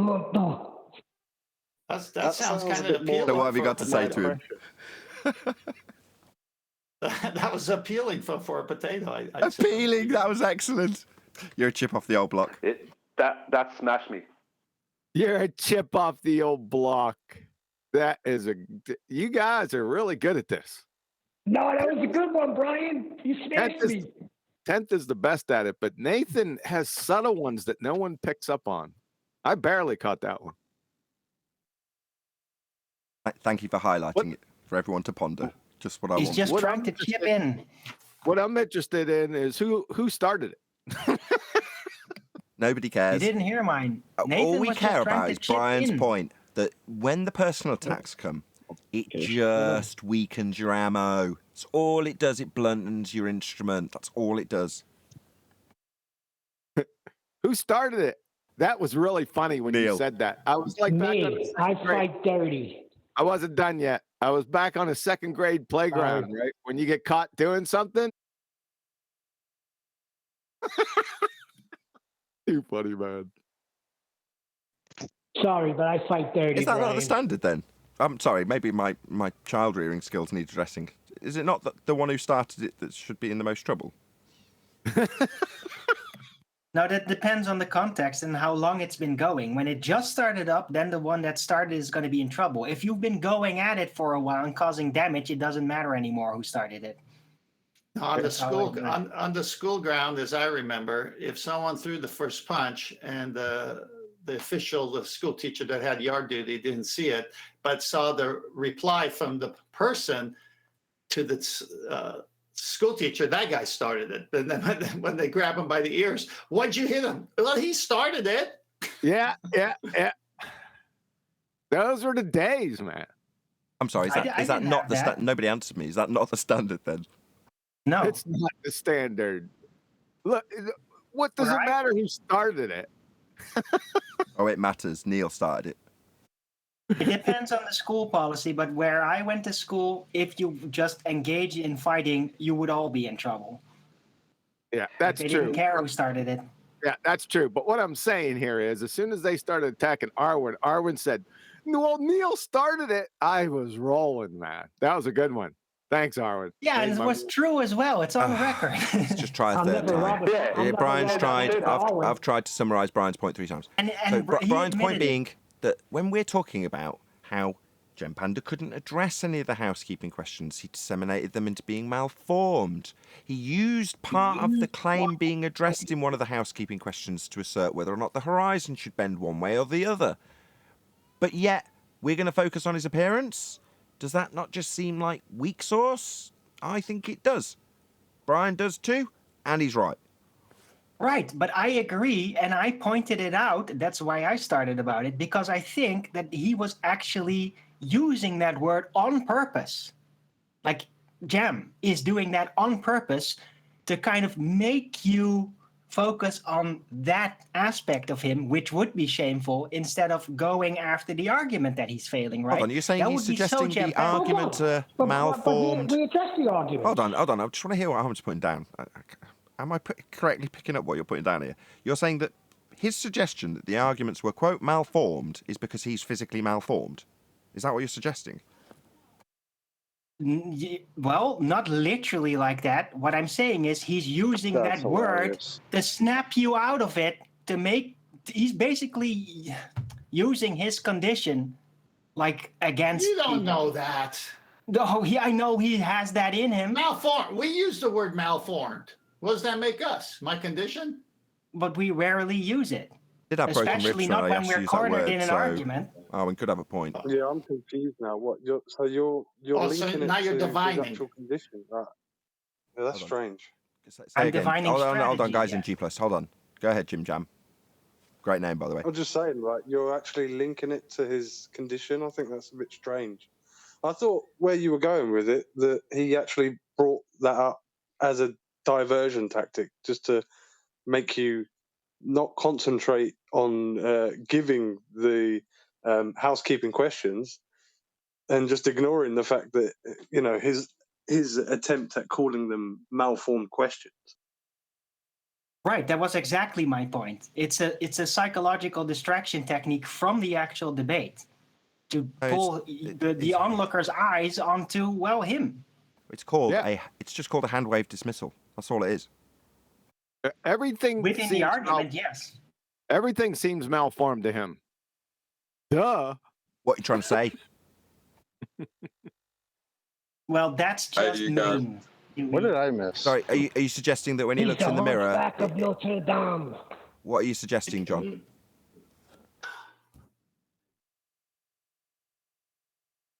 I was going to say, if you want to think about how this will be played back to other people when they're talking about us, they're just going to play the parts where you're making fun of Jim Panda for his appearance.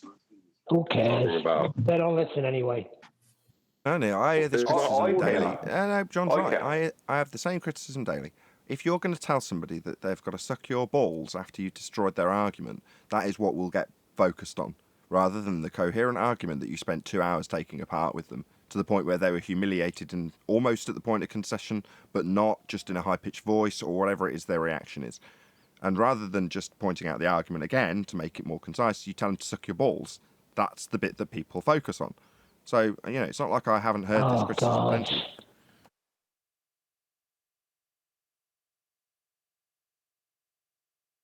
We just want to sharpen our own arguments. This is internal criticism. We heard the argument, right, Nathan? Still talking there, Neil? Did you need to be in there while Nathan was talking? Was that? I'm tired of hearing it. We dealt with the argument first, then we made fun of them. You know what they say about us? Yeah, but Sorry, that's not is the this point. your The prize? point is that...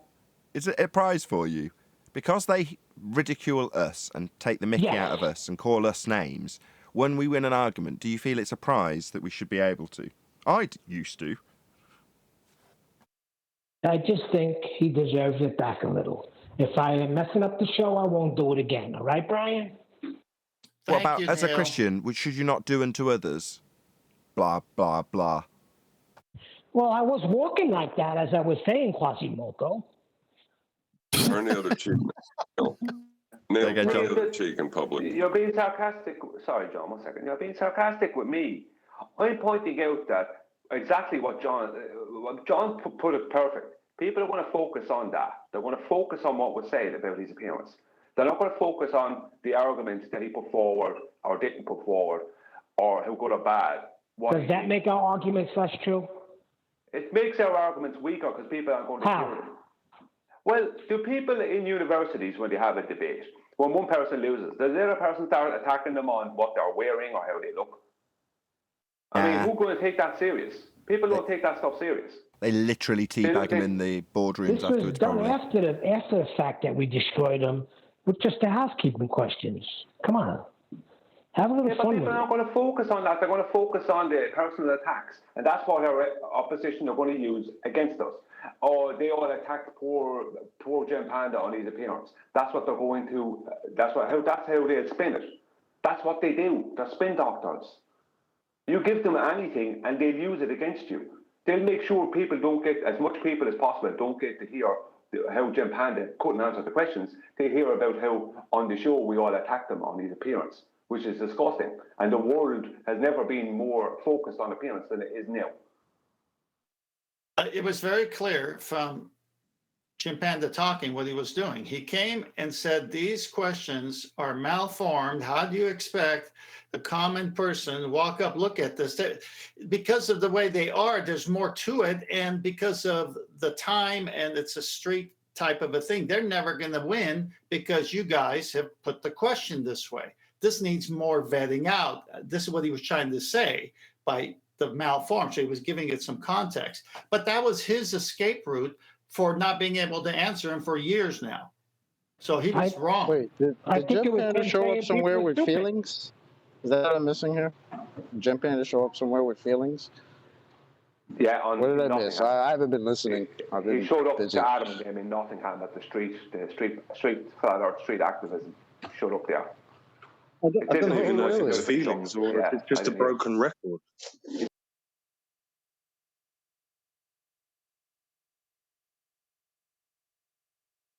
And he showed up and said these questions are malformed. That was his argument. Yeah, that way he doesn't have to answer. That's adorable. So basically, he saw people coming with curiosity and reading the questions. How do I sabotage this? These questions are malformed. All of a sudden, everyone looks at him. Oh, he must know something I don't know. Why are they malformed? Well, this is what Adam and everyone was trying to get him, and he wouldn't answer it. Chocolate, you're an Oakley disciple. We're all Nathan Oakley disciples. Just pure projection for his own little band that follows him. We're Argonauts anyway, not disciples. Somebody should have asked him what a malformed question was. I bet he couldn't answer. Well, he'd have to refer him to your nupty list. So he didn't want to do that. I just would have chose one of the housekeeping questions and asked him what was malformed about it. If you ask him, how can you have gas pressure without a container? I would have said, what's malformed about that? Well, Adam tried that, remember? Nah, Adam did a better job. He was like, well, can you answer any of them? That's a much better question than why are they malformed? Well, you can't answer malformed questions. Well, you can, but I don't know. You should have asked them, so what? Why is it malformed? And what is a malformed question? I think that would establish the groundwork. And then you could have destroyed him in about 3 seconds after that because he's clueless, utterly clueless about just basic concepts. So, QE, all the videos of universities and gas law and what are in the books of gas law, do they not express how gas pressure happens? Yes. And isn't that what we're doing? Yep. So then they're both malformed, I suppose? Yep. According to him. According to him. There we go.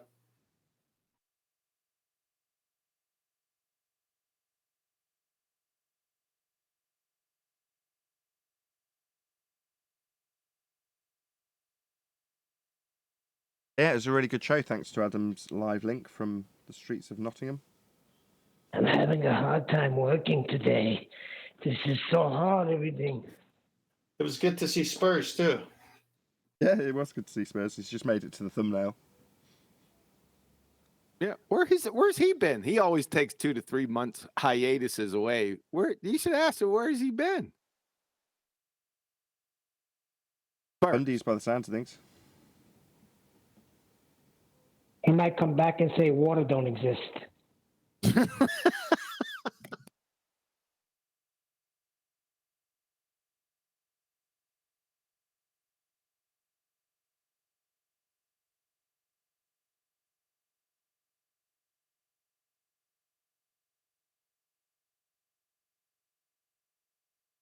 Well, do we not have a debate today that's already over with John and what's his face on McToons?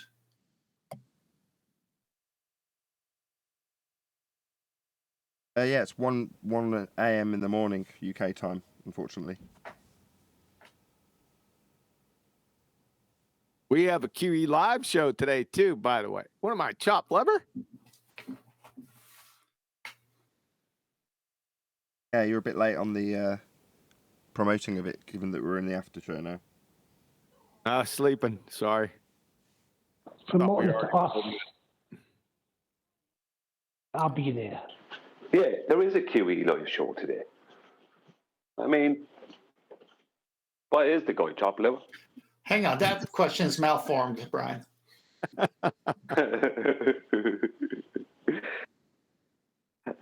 actually like your thumbnail that you made for it. It's pretty good. How can I be begging the question if I haven't asked the question? We already said that, Neil. And thanks, Brian. Appreciate that. But you know, I had nothing to do with it, man. My artistic, I couldn't catch a clue with artistry at all. My stickmans are laughable. No, actually, you created the greatest piece of flat art there ever was, which is the double drop. Remember Jim and Tina, or whoever it was? Who? With the boat. Remember the boat looking down at a boat? Remember that little thing you drew in 2016? Oh, that was horrible, man. That was... it got the point across. I suppose, but it was laughable.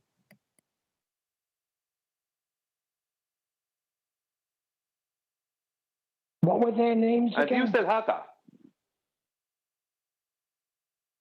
Alice, Bob, and Victor.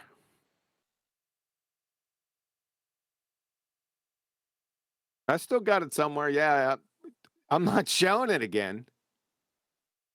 Definitely keep that safe. That is going to be worth a load of money in the future. I guarantee it.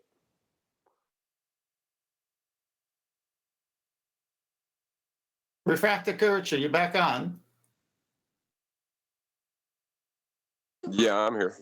Yeah, I was commenting while you were gone about your debate that's over because they have to concede everything came from a flat plane today. Yeah, it's not really a debate. Well, I just couldn't call it a debate. Exactly. You bypassed. That was chopped liver. Debate today. Forget about QE's live show. It's John's debate today. Have you ever had chopped liver? Yeah, I have. It's horrible. Now you can understand the bypass. Yeah. That's an old art, pardon the pun, with liver and onions. My folks used to eat it, all the time. Grandparents ate it. Everyone ate it back in the day. You don't see that anywhere now. You bring back memories. That's my dad cooked that so good on the barbecue. Oh my gosh. He grilled stop. it. Yeah, he barbecued it. It was really good. You know how many people Yeah, my told father used to me? eat liver and onions too. Sorry. So many people told me when I was having my first daughter that the girl who was pregnant needs to eat liver and they make it the best. So I, like a good guy, sat down to eat this great liver with her. It's disgusting. I don't care what you do with it. Well, some people like snails, some people don't. Look at that escargot. The fact they put an onion, Hang on, onions are Neil. lovely. Hang on, Neil. Is that a comparison to your car not going? My car's up and running. It was the alternator. But my AC in my house is gone, which is worse. Time to sleep in the garden. Did anyone watch my video that I put up? I didn't see it in any of my feeds, actually, Brian. I saw it, put but it I into didn't have a Master chance. B and everyone. Yeah, it's a 41-minute video called "The Origins of the Globe Earth's Radius Value." I have not seen I it. go I'm through sorry, all Brian. the stuff, all Sorry. the steps. 41 minutes, and I go through as many steps as slowly as possible to get to the point. So there can't be an argument. Refraction. You're going to post a link on it. Make a note of this, so because I won't remember. It's too hot. 16.95 uncut and after show. You can post a link and I'll pin it. People can go check it out. This comes out on for the public. Okay. What day is it today? Tuesday. This comes out on Friday on the second channel. If you're a member. That comes out today if you remember. As soon as I finish this and wrap this up, it'll go out to the members.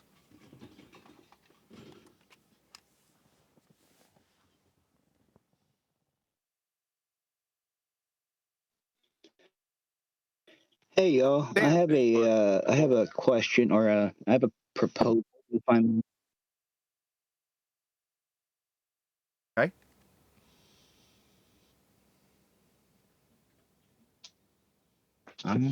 Okay. Well, I was thinking about the fact that most of the Glovers won't speak, with their voices. And sometimes, you guys go over, you call them out and you read them out, you read the chats out loud and all that. There's someone coming, so that I hope that doesn't mess up the audio. But anyway, I was thinking maybe we should have someone be a designated medium for the globe chatters that just keep saying the same things and not seeming to accept that we should be past that part already. And maybe I could myself even read some things out for the Globers as kind of a Whoopi Goldberg to, their Patrick Swayze. Oh, I is see. the best way I can be our guest. explain. Well, I was just going to make that proposal, and if you'd like, I could talk to people about it. Droid might help. We could set that up a little.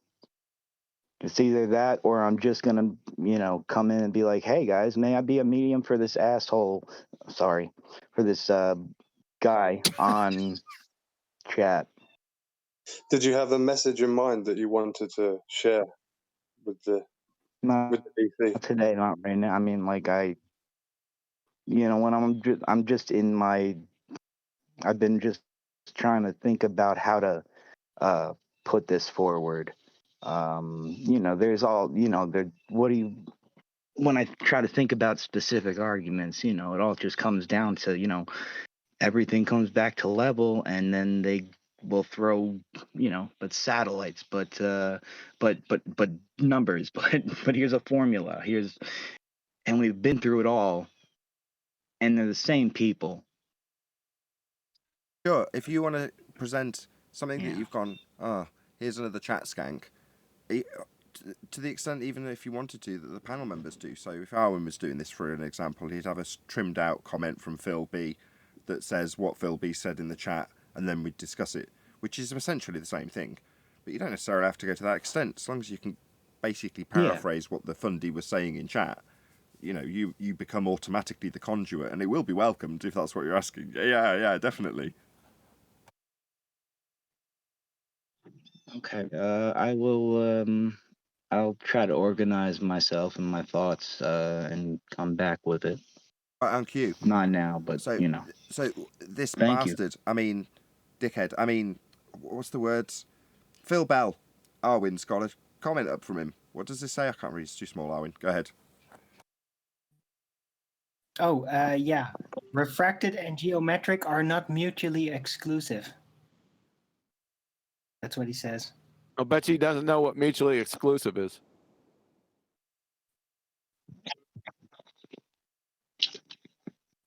Or he doesn't understand that refracted and geometric are actually mutually exclusive. Not, if you want to have, if you say, if you want to have a popcorn moment, get a baller and ask him to define refraction, and then just get your popcorn and sit back. It's going to be a hoot. Oh, John, did you see Fight the Flat Earth's latest? Before we move on, refraction? hold on, don't move on. So let's just contextualize this statement. So if I think of a statement that makes sense when you're saying something is not mutually exclusive. So if I was to say that power and efficiency in a car's engine are not mutually exclusive, that would be a correct statement. What's he saying when he says that geometry and refraction are not mutually exclusive? What does he mean by that? That something can be geometric and refracted at the same time. But by definition, if it's refracted, it's not geometric. Yeah, I know. So he's just a bonehead. Yeah. Does he, when he puts things like this down, assume that the person reading it doesn't understand what the term not mutually exclusive means? Is that what he... Yes. Is that what he's assuming? He thinks his audience is thick. And that he doesn't know what it means either. You think that's he the wouldn't... problem. So if we asked him to explain what he means by, what do you mean, Prof. Phil Bell, by refraction and geometric are not mutually exclusive, which isn't really a coherent statement. It would be refraction and geometry are not mutually exclusive in his statement, not in truth. Hey, you'd have to ask him. I'm saying that he doesn't know what mutually exclusive means to begin with. That's what I'm saying. Well, he hasn't got quotes around the word. So in his comment, it says, quote, at Arwin, refracted and geometric are not mutually exclusive. Now, if you had quotes around the word refracted and quotes around the word geometric, so it was contextualized as the statements, then that statement would make sense. But as a statement without that, it just doesn't make correct grammatical sense. It's refraction and geometry are not mutually exclusive. According to his claim, if it's refracted by definition, it isn't geometric. But that's just his nonsense that he's spewing out under the assumption that people don't know what the terms he's using mean. And QE's further to that is that he doesn't know what the terms mean either. Based on the incorrectness of the nature of the statement, we can only assume that's true because he's wrong. Yep.